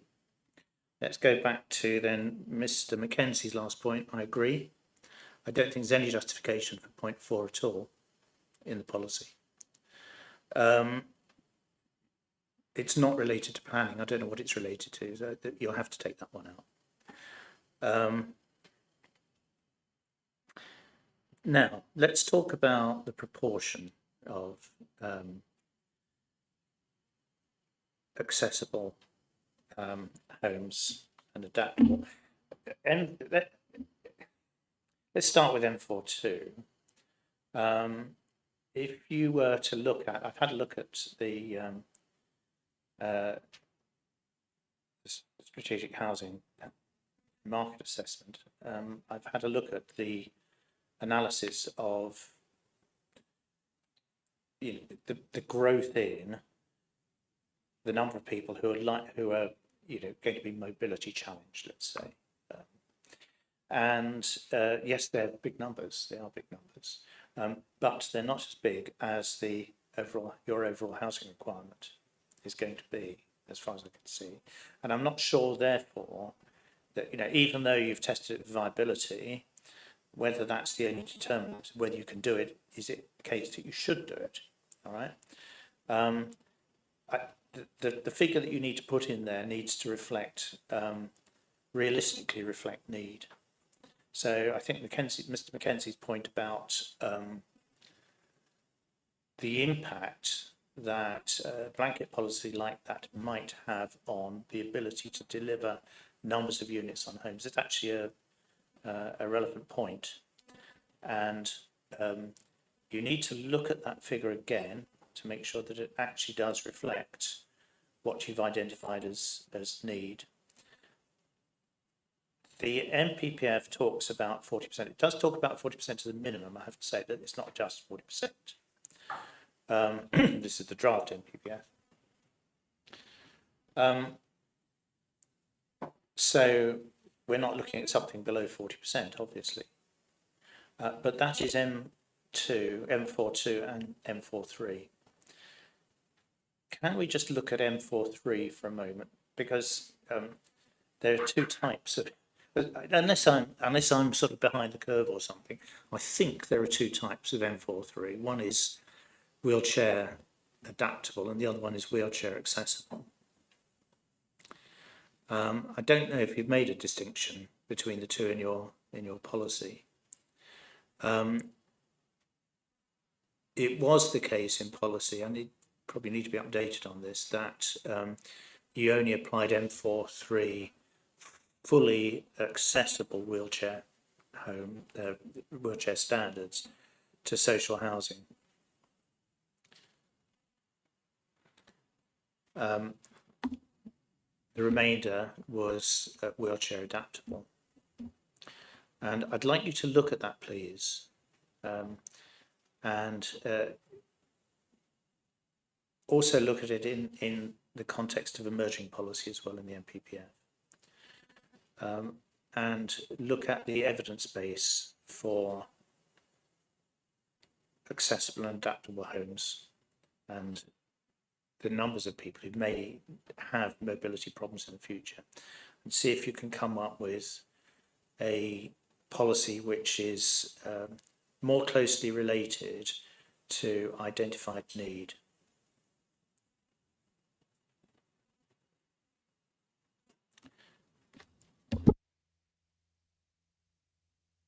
Yeah, we agree to all of that. Thanks. That's very good, thank you.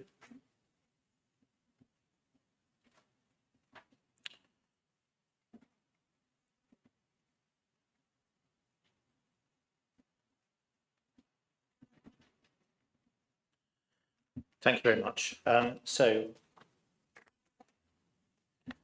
that was accessibility policy, and finally we've got provision for gypsies, travellers and travelling show people. And I noticed that you're going to produce some revised evidence on this when you have identified additional, or potentially anyway, additional strategic sites. I think that's what you said, wasn't it?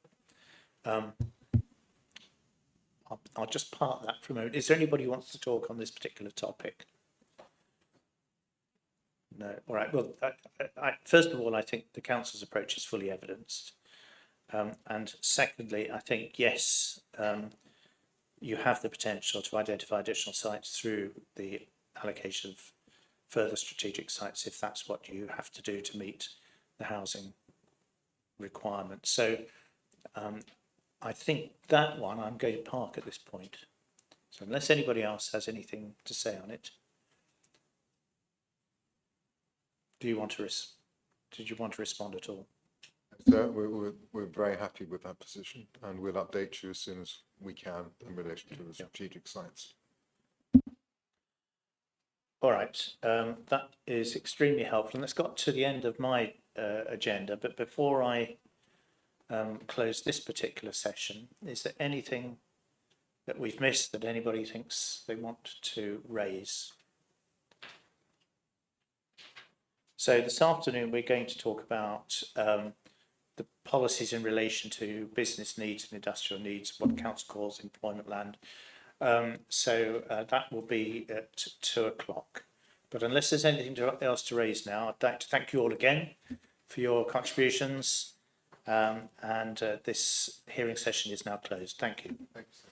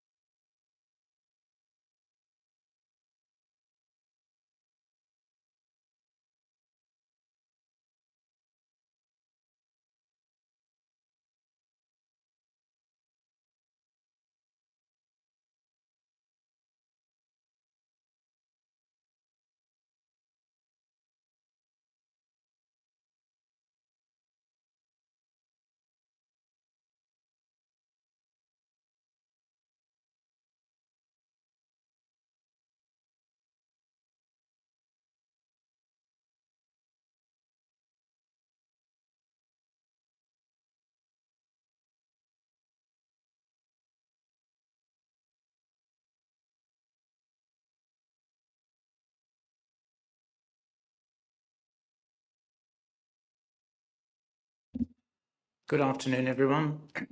Is there anyone here now who wasn't here this morning? All right. I will go through an abbreviated version of my opening then, just for your benefit. So I'm Jonathan Ball. I'm the inspector appointed by the Secretary of State to examine the local plan. We'll have to do the housekeeping points. Ms. Howe.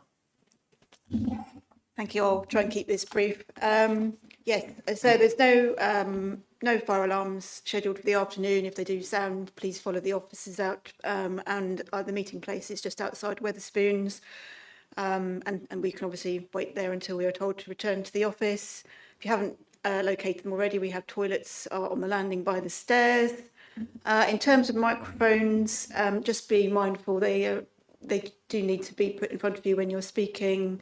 I know you've said phones off anyway, but really do keep them away from your at the microphone. It does seem, we think it's interfering with the Wi-Fi. And finally, at the end of the afternoon, please return your visitor passes to reception when you leave. Thank you. Thank you very much. So, just very quickly, do you know the council officers here? Otherwise, I'll get them to introduce themselves.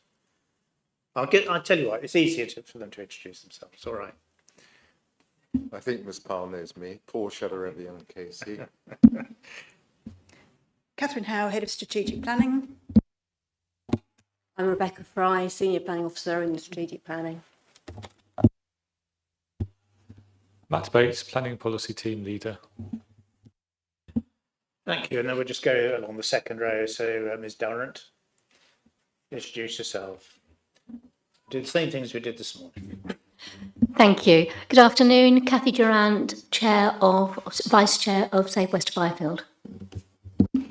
George Sellers, representing Rossmore Parish Council. Councillor Fletcher, but you're not going to speak. That's correct. Ruth Fletcher, Cabinet Member for Planning and Infrastructure. Right, and there's some council officers sitting behind you, probably not going to speak this time. No, all right. Then yourself on the third row. Good afternoon. My name's Mary Power, a Powerhouse Consultancy representing Verve Investments, who own and manage the Greylands estate.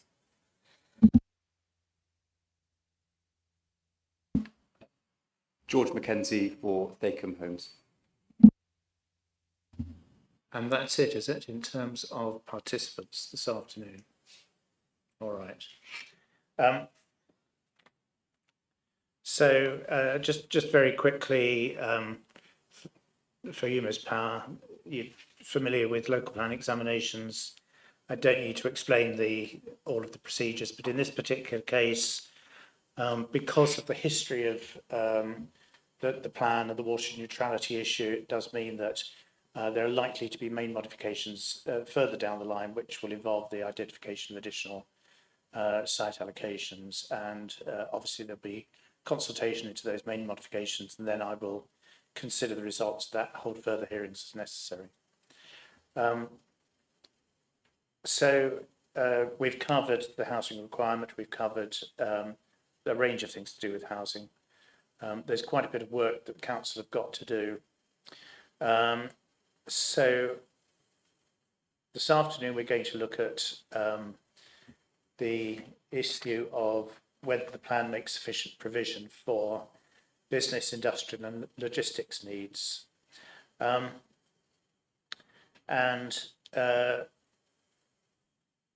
got some issues that I want to raise with the council, but I think what I'll do is I'll go straight to the participants in this particular case.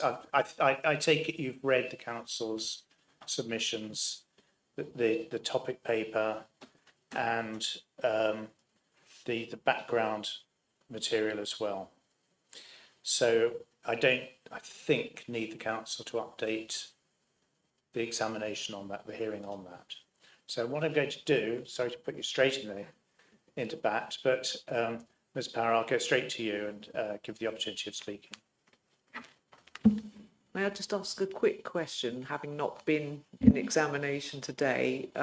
Are you advising representatives to either read or just talk to their paper, or how do you want me to present myself, so to speak? As I say, I haven't been here All so right. far. Yes, my opening was too brief, wasn't it? I should have explained all that.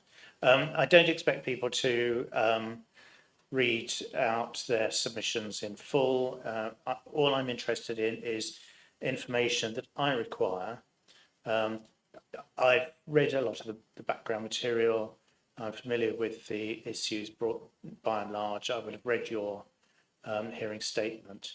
So it is a question of really contributing to the specific points that I'm interested in. So on that basis, I won't put you into bat first, all right? I'll come back to you. What I'm going to do instead, all right, which might help to set the code. Perhaps I should have done this. I'd set the context, all right? So I've read the council's topic paper, and I've read the background material and the analysis. So, and you get different outcomes depending on whether you look at past development rates, whether you look at future labour supply, and so on. You've identified against a high growth, a high labour supply requirement, a shortfall, which was about 11.5 hectares, I think. And the plan is allocating, as I understand it, 17 hectares. Now, if I'm wrong, you could tell me. Am I right? That's in the highest level terms. I think with regards to the employment need, I think we just gave the range, and I think over time, it depends on the commitments coming forward. So we haven't actually clearly said we're setting it against the high labour supply rate. We're just giving the range and leaving flexibility really to sort of say we are meeting or satisfying the employment needs that are being shown within these different scenarios. Yes, I know you presented it as a range. Just a minute. Nonetheless, you did suggest that you would be seeking to allocate something in excess of the highest level of that range. That's correct, because just to be compliant with the NPPF, yes, we have to be more positive approach. And also we don't want to lose our footing within the functional economic market area and potential latent demand. Sorry. Are you back on? Oh, I'm back on now. So it is, more to do with, we recognise there's out commuting at the moment, 40%. So there's an element of making sure that doesn't increase unnecessarily. We want to try and be sustainable. There is some sort of evidence that there has been some latent demand, and also just to keep attractive and open to business, given that other authorities are providing additional employment land.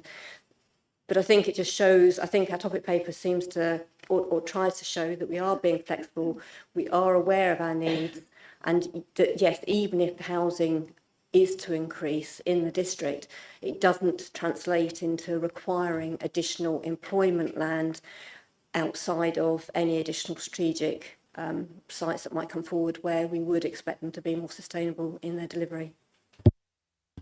All right. So what I understand from that is that there's a supply, putative supply in the plan, which is in excess of your high level protection, 17 hectares or thereabouts, and there would be the opportunity, were you to identify future additional strategic sites as part of the process we're going through, that there would be the potential to allocate some further employment land within those. So that's the background.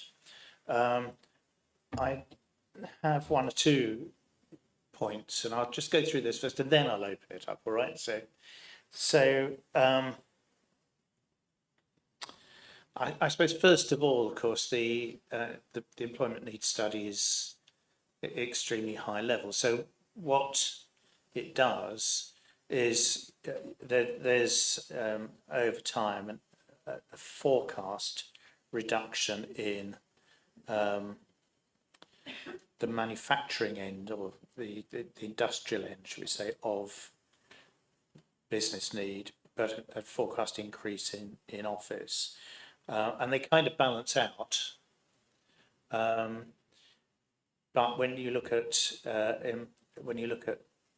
population growth and labour supply, therefore you provide a bit extra. But my first issue was this very high level approach. I know it's commonly done, of course, but of simply saying, well, there's going to be a reduction in industrial employment and an increase in class. Well, what used to, it would be Class E now, of course, and therefore they balance out. But in reality, of course, something coming out of industrial use isn't necessarily suitable for another B or E class use. So there, in reality, there could be a mismatch. So you would need, in those circumstances, more employment land to be allocated to provide for the growth in one of the sectors, notwithstanding there might be a decline in another sector. So that was the first point. Are you with me on that? And I think we've seen that a little bit in some of the representations where some representatives have flagged up that some sites may not be suitable for continued use in their current form, and therefore protecting them might not be an appropriate approach. Now, I'm not agreeing with them or disagreeing with them at this stage. I'm just pointing it up. So it's what you've taken is a very high level approach towards aggregating potential land need. That's the first thing. The second thing is that the market has changed, and I think everybody recognises that. And the studies that were carried out are relatively old now. Even the update study is kind of rooted in the days of COVID. But there is a recognition. I think the market has changed. There are different requirements, particularly in the office market, and the question there would be, to what extent the plan can accommodate or have regard to that. And the third point is that the national policy focus on growth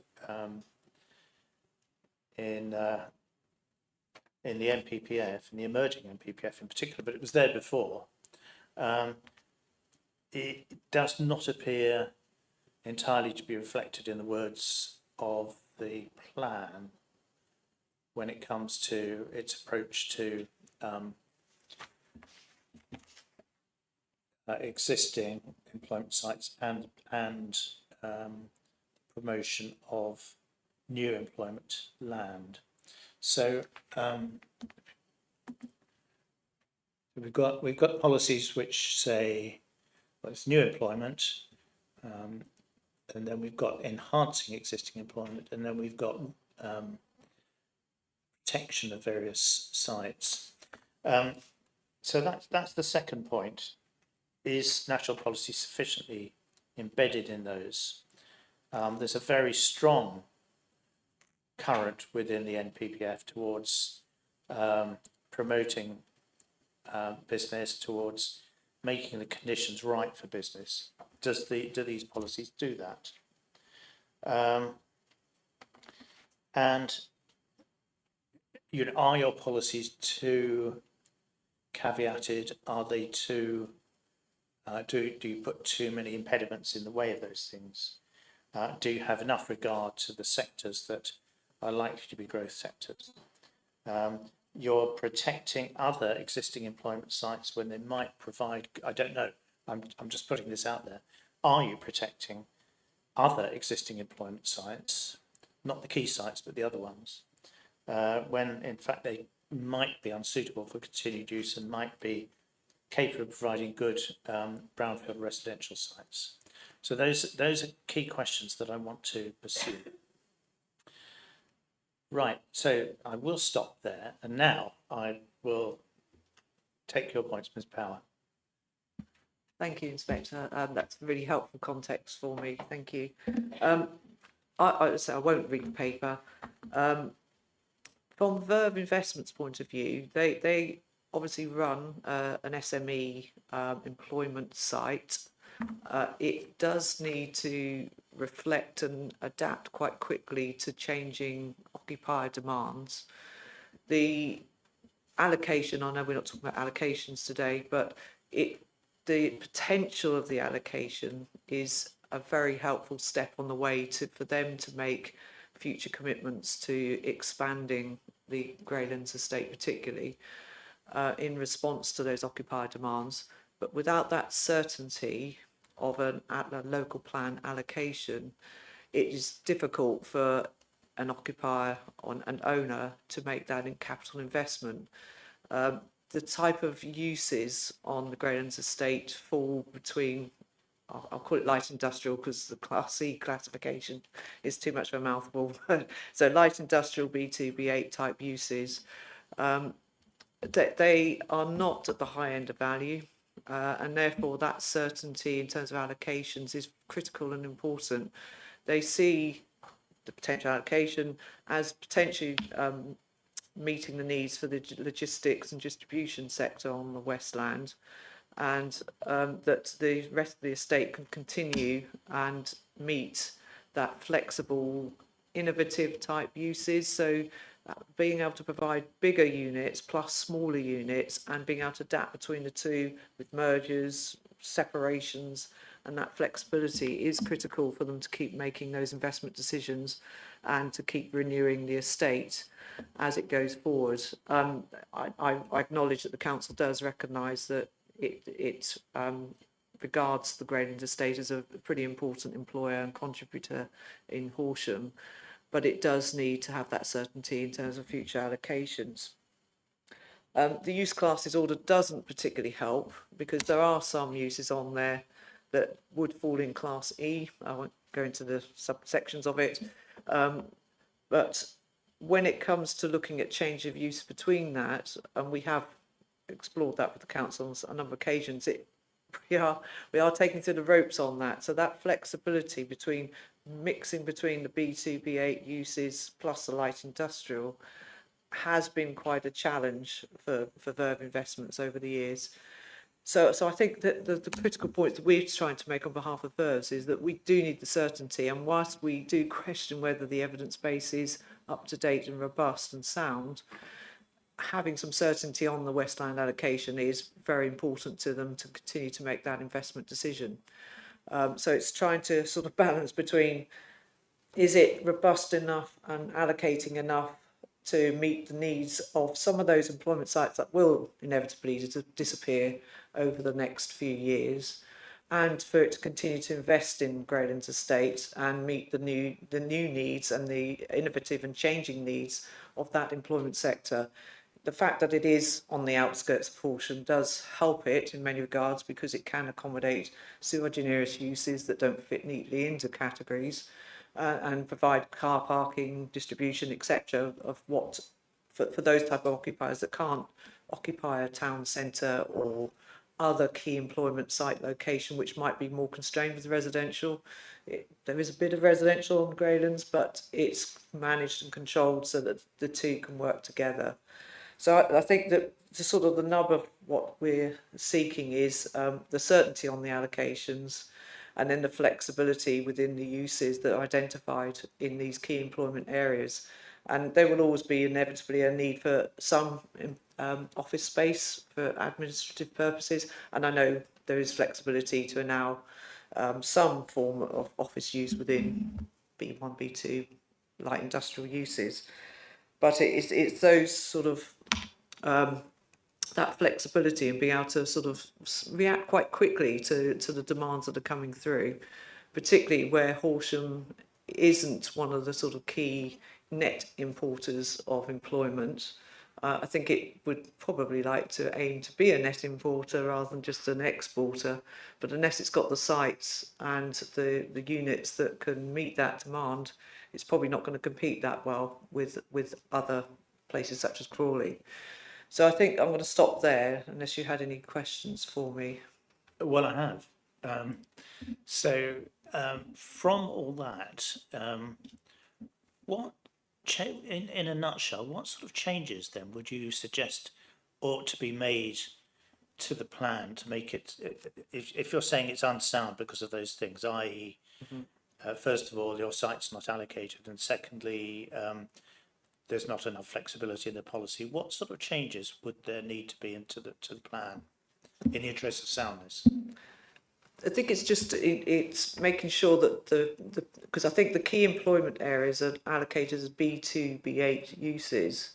Inevitably, there will be some light industrial uses within the key employment areas, and needs to be, and sui generis uses, which are not always well located in other more residential type locations. So it's ensuring that the wording reflects enough of those flexibilities, even if it's in supporting text, because obviously the council are trying to protect the B2 type and B8 type uses in the appropriate locations.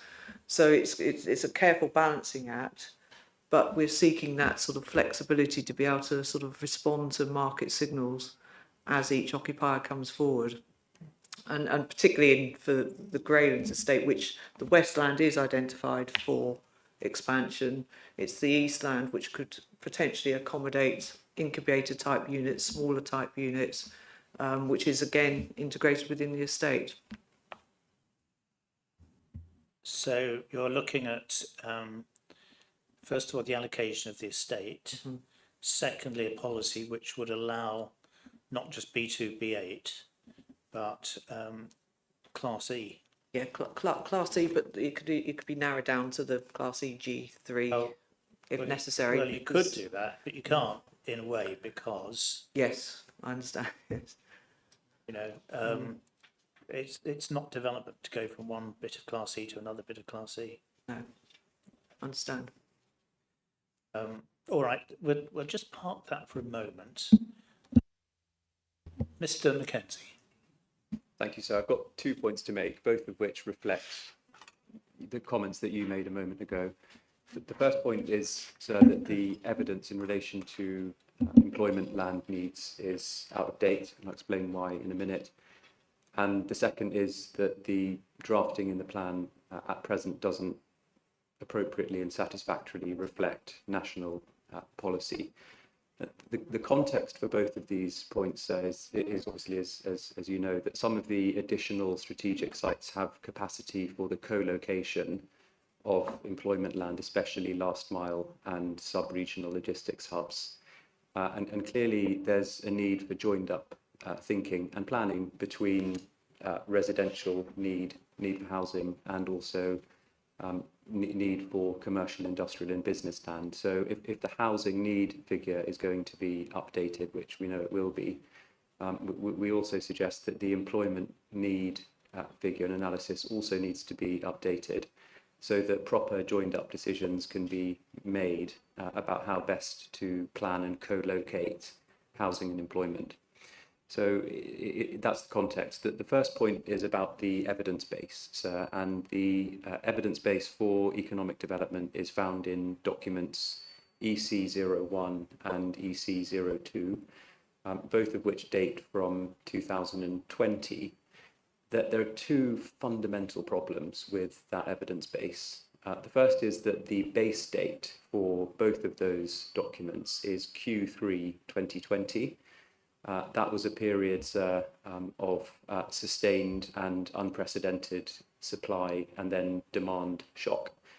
And if you look at paragraph 4.12 of document EC02, it tells us, and that's to be clear in the context of COVID and the lockdowns, the effect of that supply shock is said in the report to have had the report to have had the effect of reducing forecast job growth for the district by the order of 15% in overall terms and 42% in B-class terms compared to the earlier forecasts. And so in that context, just so far as the base date for that evidential material is concerned, it would be quite wrong and unsound to use that as a basis to plan for the whole of the plan period, i.e. up to 2040. And that brings me to the second problem, which is that the evidence base for employment needs has an end date of 2036. So it doesn't actually reflect the proposed plan period for the plan. So effectively, the employment needs assessment simply hasn't been carried out for the last 4 years of the proposed plan period. And in that sense, it frankly is the case that there is no evidence, not just no robust evidence or no sound evidence. There's no evidence in relation to employment needs for that last 4-year period. So that's the first point. The evidence base is out of date. That is a soundness point, clearly. Second point, sir, is in relation to national policy, and again, in the context of the September 2023 framework.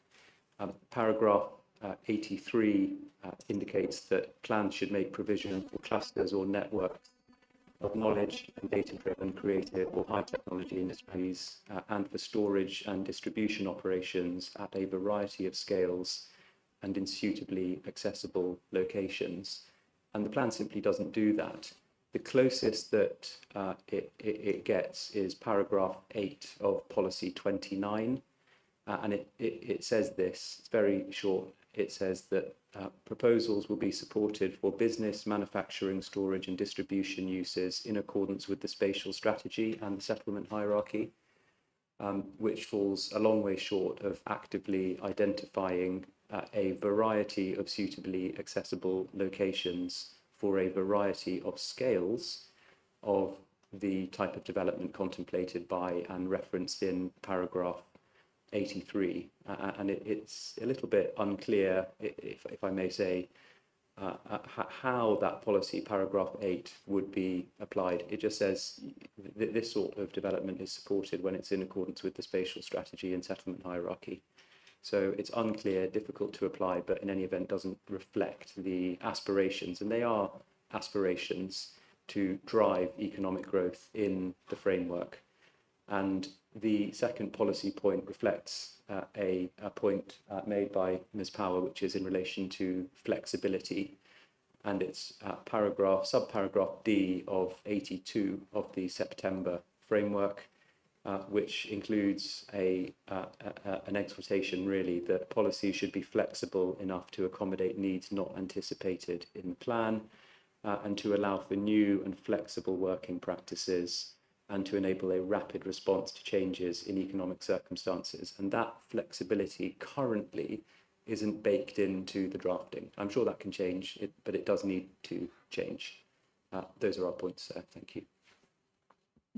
Thank you, Mr. Mackenzie. Is there anyone else who wants to speak on this topic? Yes, Mr. Sallows. Just very briefly, in terms of Greylands, it is mentioned as a site within the plan, and it does talk about the B2, B8 and E class usage, and equally in policy 29, it seems to be supporting a degree of flexibility. It doesn't word it as flexibility, but it supports proposals for those types of uses. So I'm unclear where that can be improved. I guess supporting flexibility is an important point, but I'm still unclear as to where it's missing from the current plan.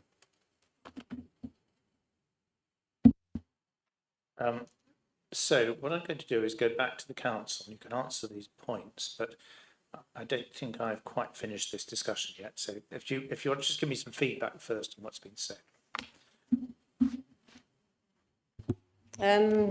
Forgive me, I mean, you may want to direct if you feel I'm not answering the points you particularly wanted to hear.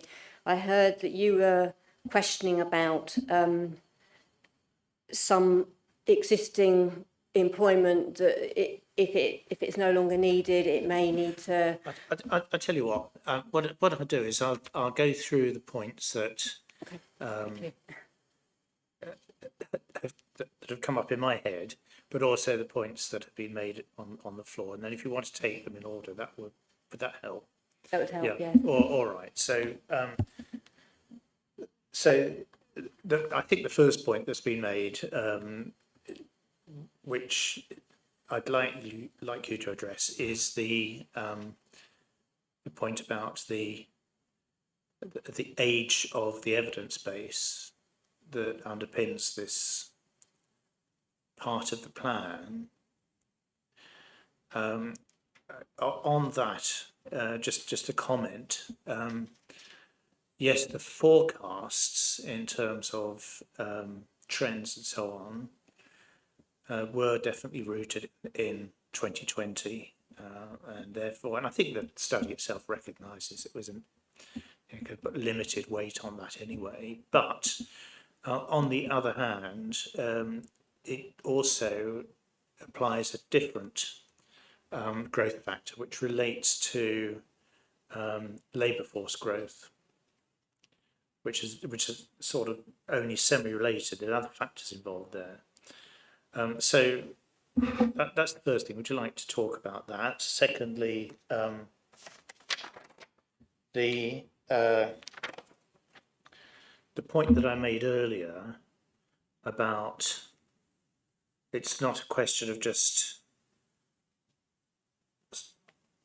putting in, let's say, the growth needs of the office sector, and then subtracting what might be a reduction in the needs of the industrial sector and coming up with a figure, because they could well occupy very different sites, and therefore you may find that if you're catering for the needs of one sector, you're not just providing for the balance, you're providing more than that. So that was the second point. All right. The third point was the degree to which the policy does or doesn't reflect current, it's not just current national policy. As Mr. Mackenzie pointed out, there are very similar words in the September 2023 MPPF as well regarding things like clusters. And we know now that there's a strong impetus towards encouraging growth. We know that things like the office sector has changed and so on. So that it's how you deal with that. Secondly, how you deal with the flexibility point. And we've gone 2.5 days of hearings before talking about a site, but we've now had a site prayed in aid of a particular, given us an example of a particular issue, which is if you're in a state and you're managing an employment site, how should the plan allow for a degree of flexibility to encourage vitality, to encourage economic growth, rather than throw a number of impediments in the way? So there's that. And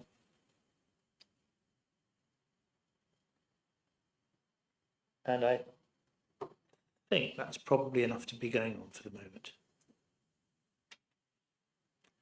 Okay, thank you, sir. With regards to the age of the evidence, I take your point. Yes, it was 20 and others, 2020, and it is something which we will update when we have to do the next local plan, but I think it is sufficiently robust for the purposes of this plan. It's not just done in isolation, it's a guide, it's not done in isolation. We have got an economic development team. We work closely with West Sussex County Council. There's been liaisons with regards to other authorities in the Gatwick Diamond area. So we have got an understanding of what is happening in Horsham. It has maintained, it has continued to be quite vibrant. It hasn't been significantly affected by COVID like some other locations. I mean, colleagues in Crawley with Gatwick Airport, that with shutdown of that did have quite an impact. the reverberations didn't affect Horsham in the same way. So I think with regards to the evidence that we've got in the economic growth assessments, it is sufficient to direct sort of what we should be looking at over the next few sort of 17 years, or at least 10 years. As I say, the evidence, as you pointed out, there's one which is to do with labour supply. There's also economic, sort of the actual past development, and there's the one which Oxford Economics did the forecasting for, and it's the Oxford Economics scenario, which is the one which Mr Mackenzie has picked up on, which did try to reflect the impacts of COVID, and that is the one which is potentially less robust, but the economic growth assessment identifies that as least robust. So then it is looking to the past development rates, so that's sort of ongoing as to sort of what Horsham has seen in the past and projecting that forward, and then the labour supply, which is where we have looked at the standard methodology, and then 1,200 dwellings per annum and then 1,400 dwellings per annum to give us a good guide over what the employment needs would be in the future for this plan. So I think it does give us a good guide. We've been in the context of so other authorities and guidance from economic development. We've been doing business visits, etc. So we're not out of touch with what's happening in the market. And I think, so hopefully that covers the first issue with regards to the evidence base. As I say, I think it is, I mean, we feel it is quite robust and proportionate for this plan period, especially given the new regulations and the expectations of another local plan to be started this year. With regards to the growth needs of office and subtracting needs for industrial, I think it's not quite been like that. I think we've picked up that the main need has been for space for industrial and warehousing and distribution, storage and distribution, and that is where we've directed allocations.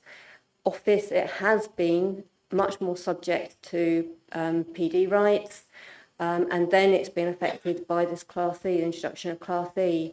But I think we are directing office towards the town centres, anecdotally, and also in the economic growth assessments, that there's still a need for sort of high class grade A office, and that is directed towards Horsham town centre. So we are trying to be flexible. We are trying to sort of encourage and promote growth in that sector, and we recognise where that should be located. So it's not just a matter of subtracting, and fundamentally with those allocations, I think, yeah, if it just came down to being allocations for B2 and B8, there would be flexibility for ancillary uses. There always is flexibility for ancillary uses. Each application would be judged on its merits. So hopefully with regards to that second point, hopefully that assesses or provides an answer. With regards to 3, the policy isn't felt to reflect the national policy with regards to clusters and encouragement of growth. Horsham, it is not an identified industrial strategy zone. There is no clear cluster or one of the sort of 8 high growth sectors. It is not an area identified in the industrial strategy which has recently been produced or produced in November 2025 by the government. So it's not like Crawley where its allocation at Gatwick Green is very much identifying that there was a need, a cluster for logistics and distribution and large scale. So that allocation is sort of fundamentally very much geared towards that and the larger industrial sort of scale things. And with regards to Horsham, we're in the same functional economic market area, so Crawley would be satisfying that as the dominant commercial centre within the functional economic market area, whereas Horsham is much smaller scale. We've got micro businesses. 90% of our businesses in Horsham are micro, and then I think about 8% are small. So it's that smaller scale. It's not big clusters of the 8 identified high growth sectors in the national industrial strategy. We have got sort of some creative industries focused in Horsham, but they're existing. It's not necessarily something which we've had evidence, and we haven't had promotion from employers seeking additional land for any specific cluster. So I don't think our plan is in a position to sort of identify land for particular clusters, because it's not a district that is of that nature. And with regards to last mile, then I think our approach is flexible enough to take that into account. It's not something that should be allocated specifically per se, because I think that doesn't give enough flexibility, and there is not enough evidence to say this is exactly where you need last mile logistics or distribution, or we haven't had such evidence. But as I say, I think if additional strategic sites come forward, then yes, we are in agreement with Mr. Mackenzie in that it shouldn't just be housing. I think employment should be coming forward in those locations because it creates a sustainable development. But I think, we have endeavoured to be supportive. We do say sustainable economic growth will be supported. We try and identify how that would be supported. Our policies are very similar to our current plan, and that has shown delivery. I think in the topic paper we show the completions that have taken place since the economic growth analysis, which was dated 2019, and despite water neutrality, economic growth has been happening, partly because they've got larger roof spaces and they can find on-site solutions, but it does show that our plans are supportive and enabling employment outside of allocations. So I think we are meeting the national policy with regards to sort of being positive and proactive and promoting growth. And then the final point is how I took it was flexibility point, growth, economic growth rather than impediments. I'm assuming that could be coming back through to sort of like our approach to key employment areas, as I'm aware that there is particularly one in Horsham, one of the key employment areas, which is a new key employment area. This approach is similar to what we've currently got. I don't know if I can name it, but it's North East Industrial Estate would be a new key employment area, which is one which we're promoting, and I think the landowners there would rather it not be a key employment area. So we'd be directed by you if you think that's a soundness issue. I think from the council's point of view, it's not vacant at this moment in time. Some units are, and I think it's something maybe for the next plan period or the next plan to take into account, because as Ms Powell has said, without an element of certainty, it's hard to invest. And I think, and also as what's been said, B2, B8 is a lower land value, and if we don't seek to safeguard some existing employment in our key commercial area in the district, then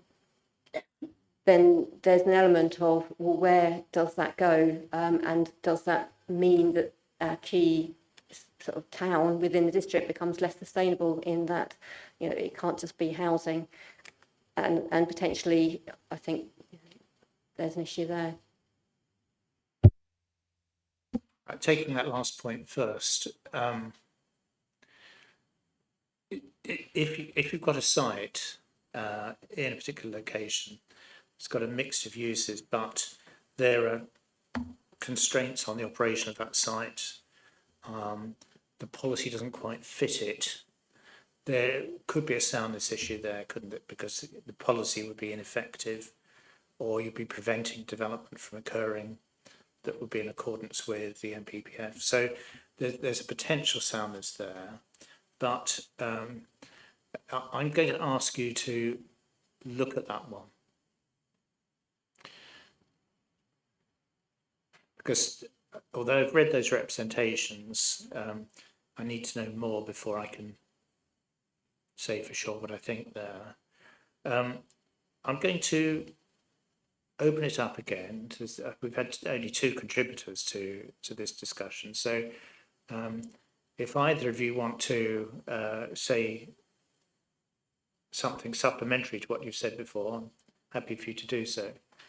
Ms. Power? Thank you, Inspector. I think it's the sort of response goes to the nub of the issue really, which is that because the evidence base isn't up to date, we're in a situation we want our cake and eat it in some respect, because we want the allocation. We're questioning whether the evidence base is robust enough because of the date of it and the periods of uncertainty it had to deal with at that time with COVID, etc. But it still comes down to any employer or owner with land that is at the lower end of value. If it doesn't have that certainty of those allocations, it can't make that commitment to invest in planning applications. Planning applications, even the fee for a 9,000 square metre allocation, which is what's been identified on the Westland, that's just short of £50,000, and that's just the LPA application fee. With all the consultants, all the reports, technical, I won't go and digress, but it's probably not short of £250,000 by the time you've put your application in, gone through the process, discussed it, agreed it, etc. That sort of level of commitment can only be invested once the landowner has the certainty of the allocations. And bearing in mind that Horsham is under threat with some of the other sites, and I've seen the representations for the, I think it's North East Business Park, North Heath Lane Industrial Estate, sorry, where they're seeking removal of that key employment area allocation. Greylands could take up some of that slack. It could, if it identified all of the land that's technically brownfield, and I won't digress into site specifics, but it could take up that slack, and it'd be better for the plan to over allocate than under allocate in order to allow for that flexibility between those uses and sites that might be disappearing over the next 5 years, 10 years, to those sites which are ideally suited to meet the employment type uses, particularly Greylands and its location, so that there is some certainty. And that's really the verb position, is it needs the certainty to make the investment, and it has been out to the marketplace, has been talking to agents, is wanting to make those investments to the next stage, but still is reluctant because the local plan hasn't been adopted or found sound to date, and therefore the capital commitment can't be invested just at this point in time. And the challenge on the light industrial Class E issue, and in a state like Greylands, I mean, it did used to have, and I know PD's come in, and my client has probably taken advantage of the PD rights and converted some of what were offices on there to residential. But it does work as a mixed-use estate. There's even a cafe, a gym area, etc. on the estate. So it's become a sort of self-sustaining employment location. In order to grow, it needs to continue that flexibility and meet those needs for both the logistics, the light industrial, the B2B8s, the sui generis types of uses, because it's ideal being not too close to residential areas. So I think it's a difficult one in some respects. I can understand the council's position that it's trying to drive through this plan now to give some certainty, to give people like my clients some certainty in terms of allocations, knowing it's going to have to review the local plan and its evidence base very quickly and in any event, but at least it provides that certainty for people or clients of my client in terms of its investment. But at the end of the day, there should be no holds barred on just how much land is allocated for the employment sector in order to take up what will inevitably change over the next 5 to 10 years on some other sites that are less ideal for the employment market. So I'll stop there again, so I don't repeat myself. But that's where our position is. Thank you. Thank you, Ms. Power. Just following that up then, because I mean, you would normally allocate a site in a plan if you're proposing new development on the site. This isn't quite that. Is it sort of an area of change you're talking about, really? Is it, rather than a? No, I mean the Verve Investments has been promoting this site for quite a number of years, but obviously there's been delays to the plan. The council has identified the Westland for further employment development, which is very welcomed. But it's still not an allocation until it's been found sound. And that's the problem, is that the delay that continues with adoption of the plan means that clients like my clients are not able to make that investment because of the significant cost associated with it. And because it's a more of a rural location, it's not in the Horsham town centre boundary per se, it's considered to be a countryside location on anything outside the existing employment sector on the site that exists. So in terms of expansion, without an allocation and certainty, it cannot make that investment because it's a planning risk.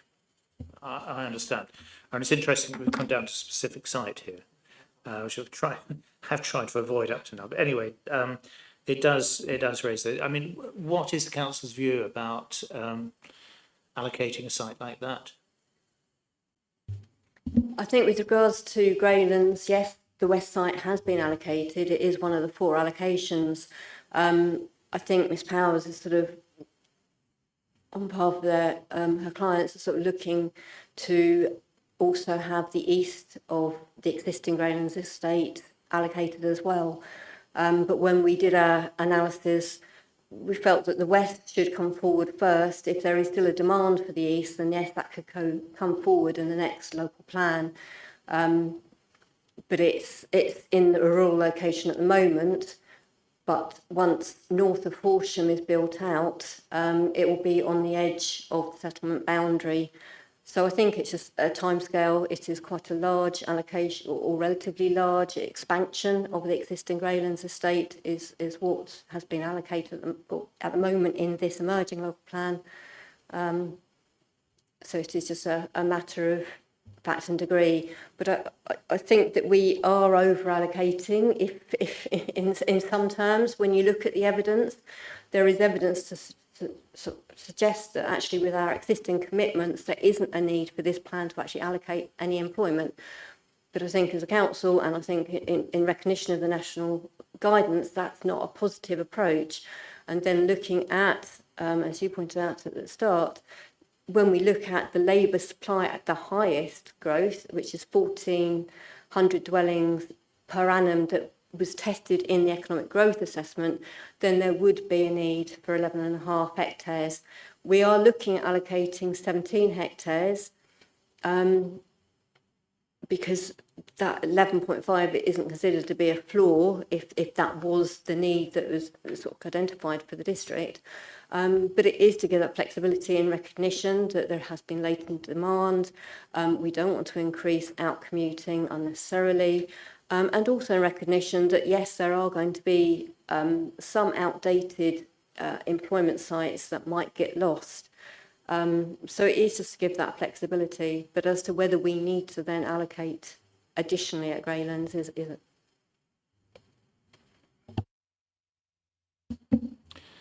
You haven't provided me with particularly convincing reasons why you wouldn't do it.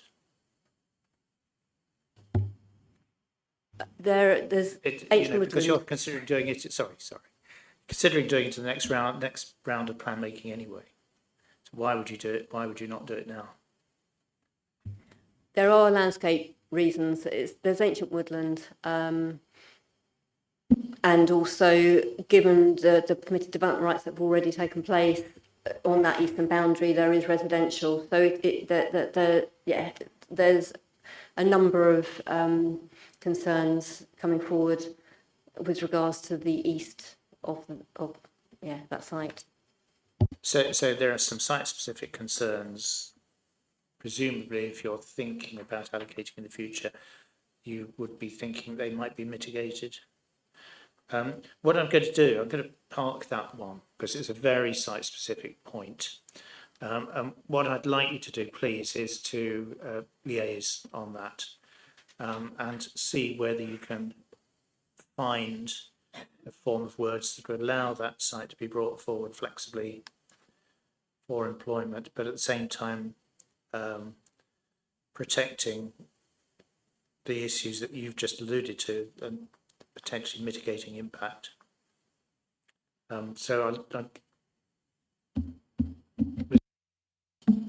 Is it appropriate if I just comment, which is that with our evidence base that we submitted with the representations, we did provide an ecology survey, a transport survey, now out of date, both of them in many regards, but we believe there's no actual reasons why the East Land couldn't be brought forward, subject to some mitigation on the landscape edges point of view. I'll stop there because I know it's not about site specifics. You can have that conversation with the council. I'm going to leave that one there. So that was that particular point. Mr. Mackenzie, did you want to come back on the points you made? If I may, very briefly, sir. Firstly, obviously, we very much welcome the indication that strategic sites that can accommodate both employment and housing land will be looked at favourably on that metric. That there hasn't, I don't think, been a response to the point I made earlier about the end period of the economic needs assessment being 2036, albeit that the plan goes up to 2040. In relation to paragraph 83 of the September 2023 framework, just to be really clear, that the point that I was making is that the emphasis in that policy is on allocating sites in suitably accessible locations. So the focus is on accessibility, whereas at the moment policy 29 places the focus on the settlement hierarchy, and those are not entirely the same thing. Then the point was made that the employment strategy in the proposed plan is largely the same as in the existing development plan, and so that perhaps is an indication that the plan hasn't been ambitious enough and doesn't reflect the growth aspirations of the September 23 framework, let alone December 24 and the draft framework. And in relation to flexibility, so I don't think it would be helpful to go into the weeds and show you all the bits in policy 29 and 30.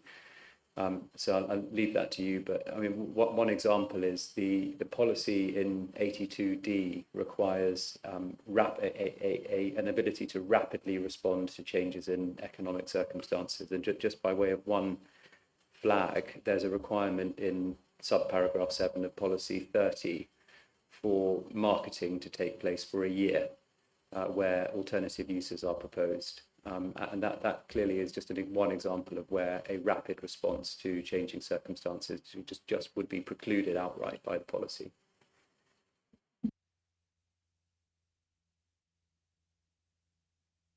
Thank you, Mr. Mackenzie.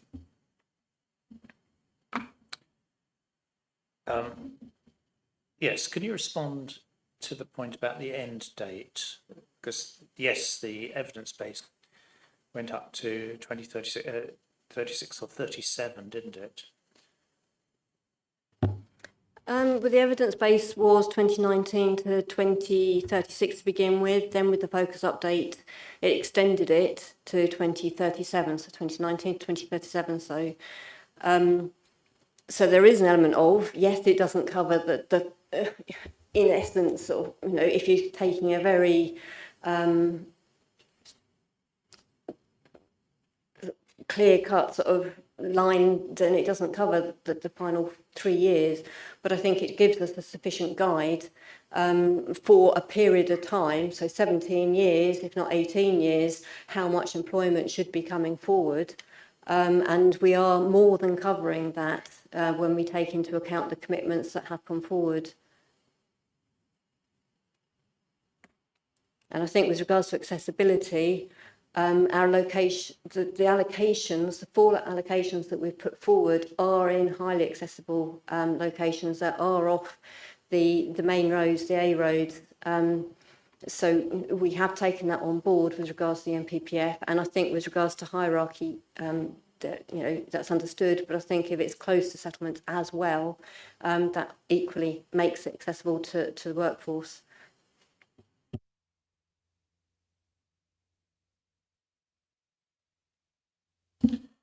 Yes, on that particular point, I'd ask you to look at the wording of policy 29 in relation to whether it ought to be talking about highly successful, suitably accessible locations, rather than linking to specifically to the settlement hierarchy. But that's something you can look at.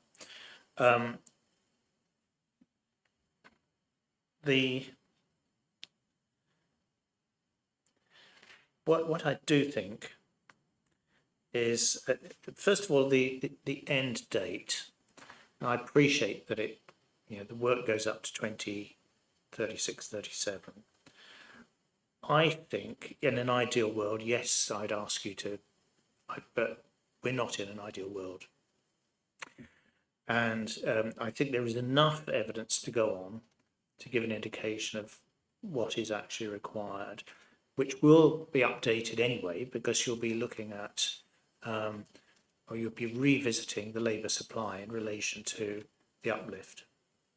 Although the figures that you've used, of course, the higher growth levels tend to reflect that anyway, but you'll be revisiting that in any case, won't you? And there'll be an opportunity potentially to provide additional employment sites within any new strategic allocation. So again, just exactly what I said right at the start, it's the art of the possible here. All right. What I do think you need to do is just to have a look at the wording of policies 29 and 30 and try to align them more with the exhortations in not only the MPPF by which this plan is assessed against, but also potentially development management policies coming down the line as well. So that would be an extremely helpful exercise if you could do that. Because I do think that there's a need to show a greater degree of encouragement within the policy with fewer impediments and a more positive approach to flexibility in response to changes in the market.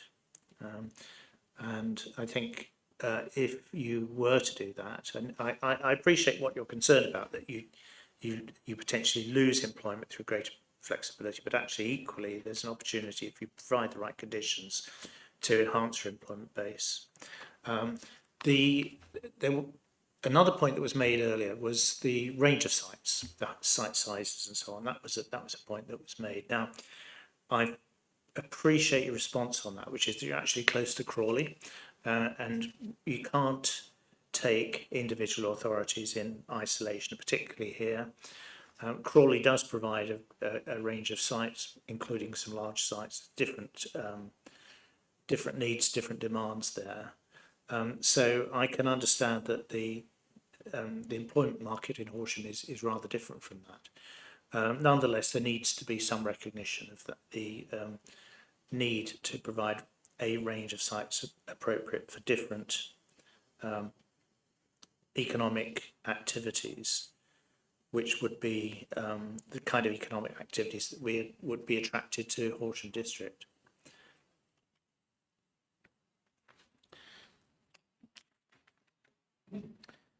I would like you also to look at the representations in relation to a particular site where it has been flagged out that with existing restrictions, policy restrictions, there's a significant chance of vacancy over the next few years. They do need to look at that. I'd like to have a response to that.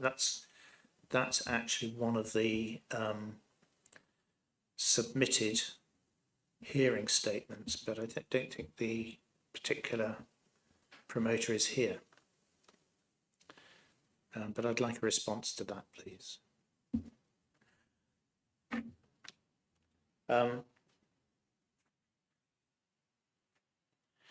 Now,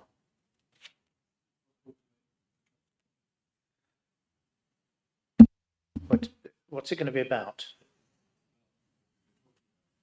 Go on then. In relation to what we've been talking about, there are 3 points I wanted to make. First of all, in relation to the location of these commercial units, and Horsham implied that access to major road network was important in the last statement.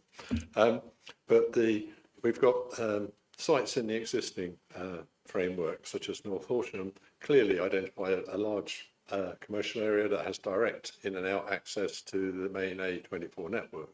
But in the new one, the strategic site west of Ifield is allocating commercial units where the only exit is onto narrow country lanes or through residential areas, which is, and this implies that they're looking at the strategic sites without any view to how those commercial vehicles are going to get in and out of the major road network, which is, I thought, a major flaw in what's being proposed.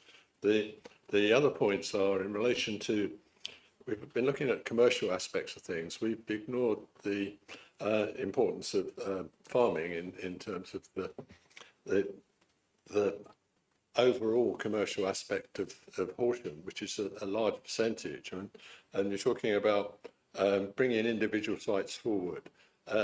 I'd argue that in the case of Greylands, what's been proposed so far in the plan makes sense. Expanding that beyond that at this stage, you're going to be using up, at the moment, valuable farmland that's being used for food production. So when the North Horsham development comes across and that land becomes less and less useful, then it makes sense to look at those things. I think Horsham's approach in terms of pushing off that further development until we understand what all the changes are that are going to come down the road makes a great deal of sense. So I'd argue in favour of their decisions on that. And then my last point is that you seem to suggest that the conversion from industrial to the office and light commercial was not an easy task. But I think the important thing, and I have direct experience of this in the past, that certainly conversion from large-scale commercial industrial to smaller light industrial and office space is fairly straightforward. The worst part of it is to clear up of the site. But otherwise, your location and all the facilities are there, because usually power and all of those sorts of things are much more intensive in the higher commercial industrial sites. So I think that level of flexibility that Horsham has allowed for, it seems to me a valid point, and I think things can change very quickly just in terms of the clear up and the replacement. And those sites are generally located in places where people are already expected to commute, and the access to them for the workforce is already there. So I think that you need to be a little bit more accepting of the capability of flexibility for existing sites. Those are my only points. Thank you very much, Mr. Sallows. Let's take that particular point about access to strategic sites. Now, at some point down the line, I'm going to be holding hearings on strategic sites anyway. So I'll be wanting to look at that kind of thing in connection with the master planning of those sites and how they would work in terms of transport and so on. So that is, I think, by and large, one for down the line, but it's worth flagging up now. So I'll put that one back to the council. Suitable, you're allocating employment land within strategic sites. What about the access arrangements?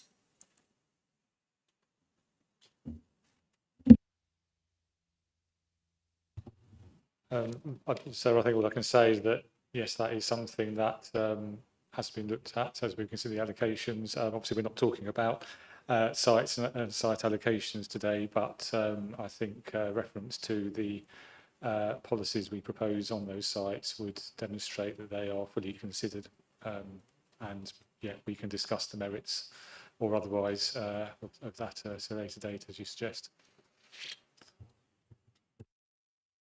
Thank you very much. I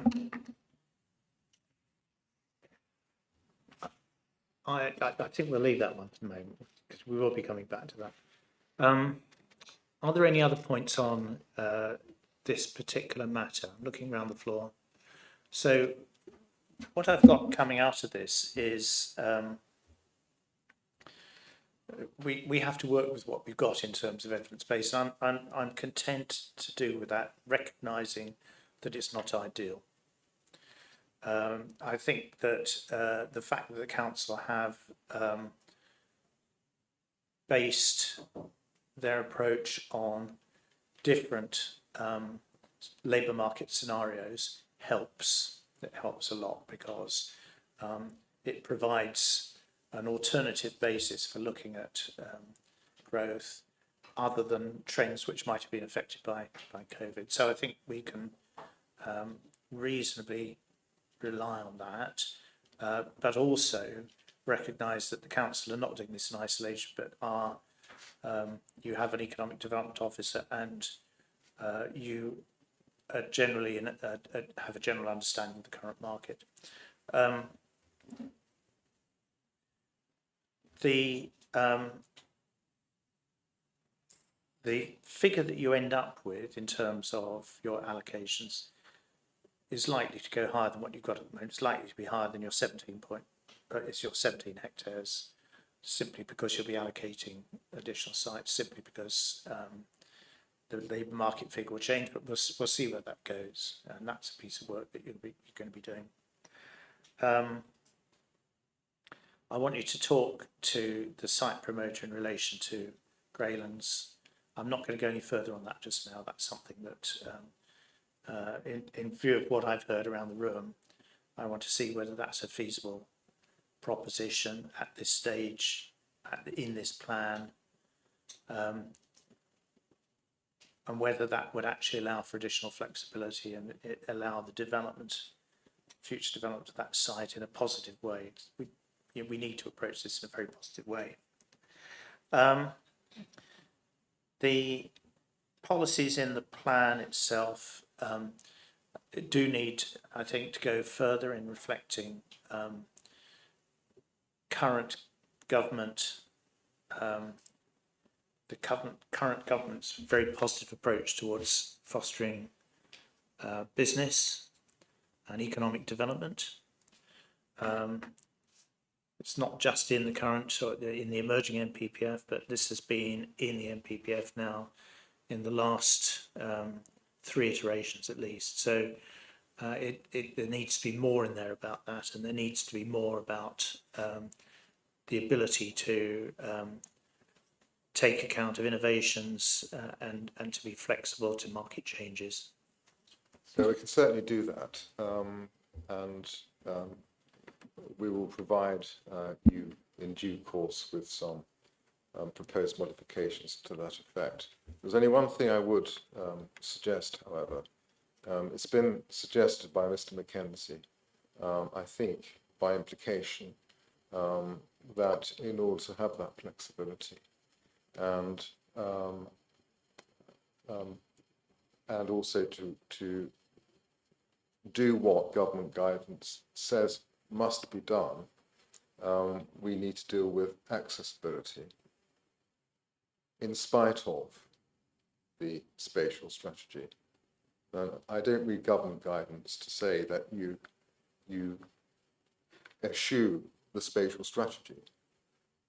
We need to be able to make sure development is in line with the spatial strategy and the settlement hierarchy in order to maintain that kind of discipline, but to make sure that within those parameters there is sufficient flexibility to give rise to innovation and provide that flexibility. That's the only point I would caution them. And it's a fair point. So the spatial strategy itself ought to embed those principles, and if it does, then that's fine. That's exactly so. Yeah.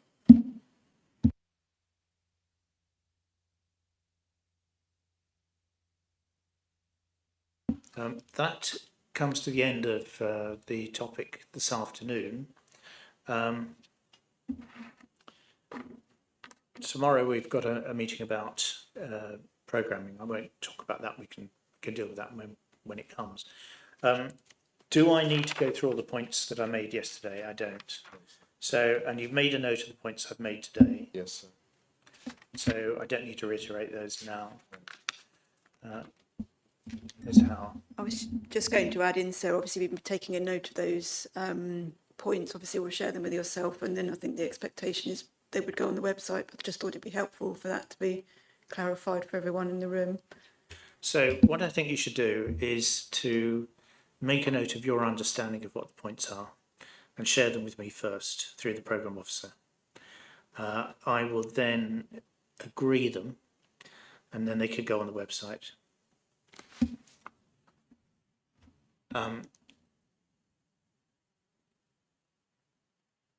Although there is a way of doing this, which is once we've agreed them, for me to incorporate them in a letter to you, all right, which I think is my preferred way of doing it.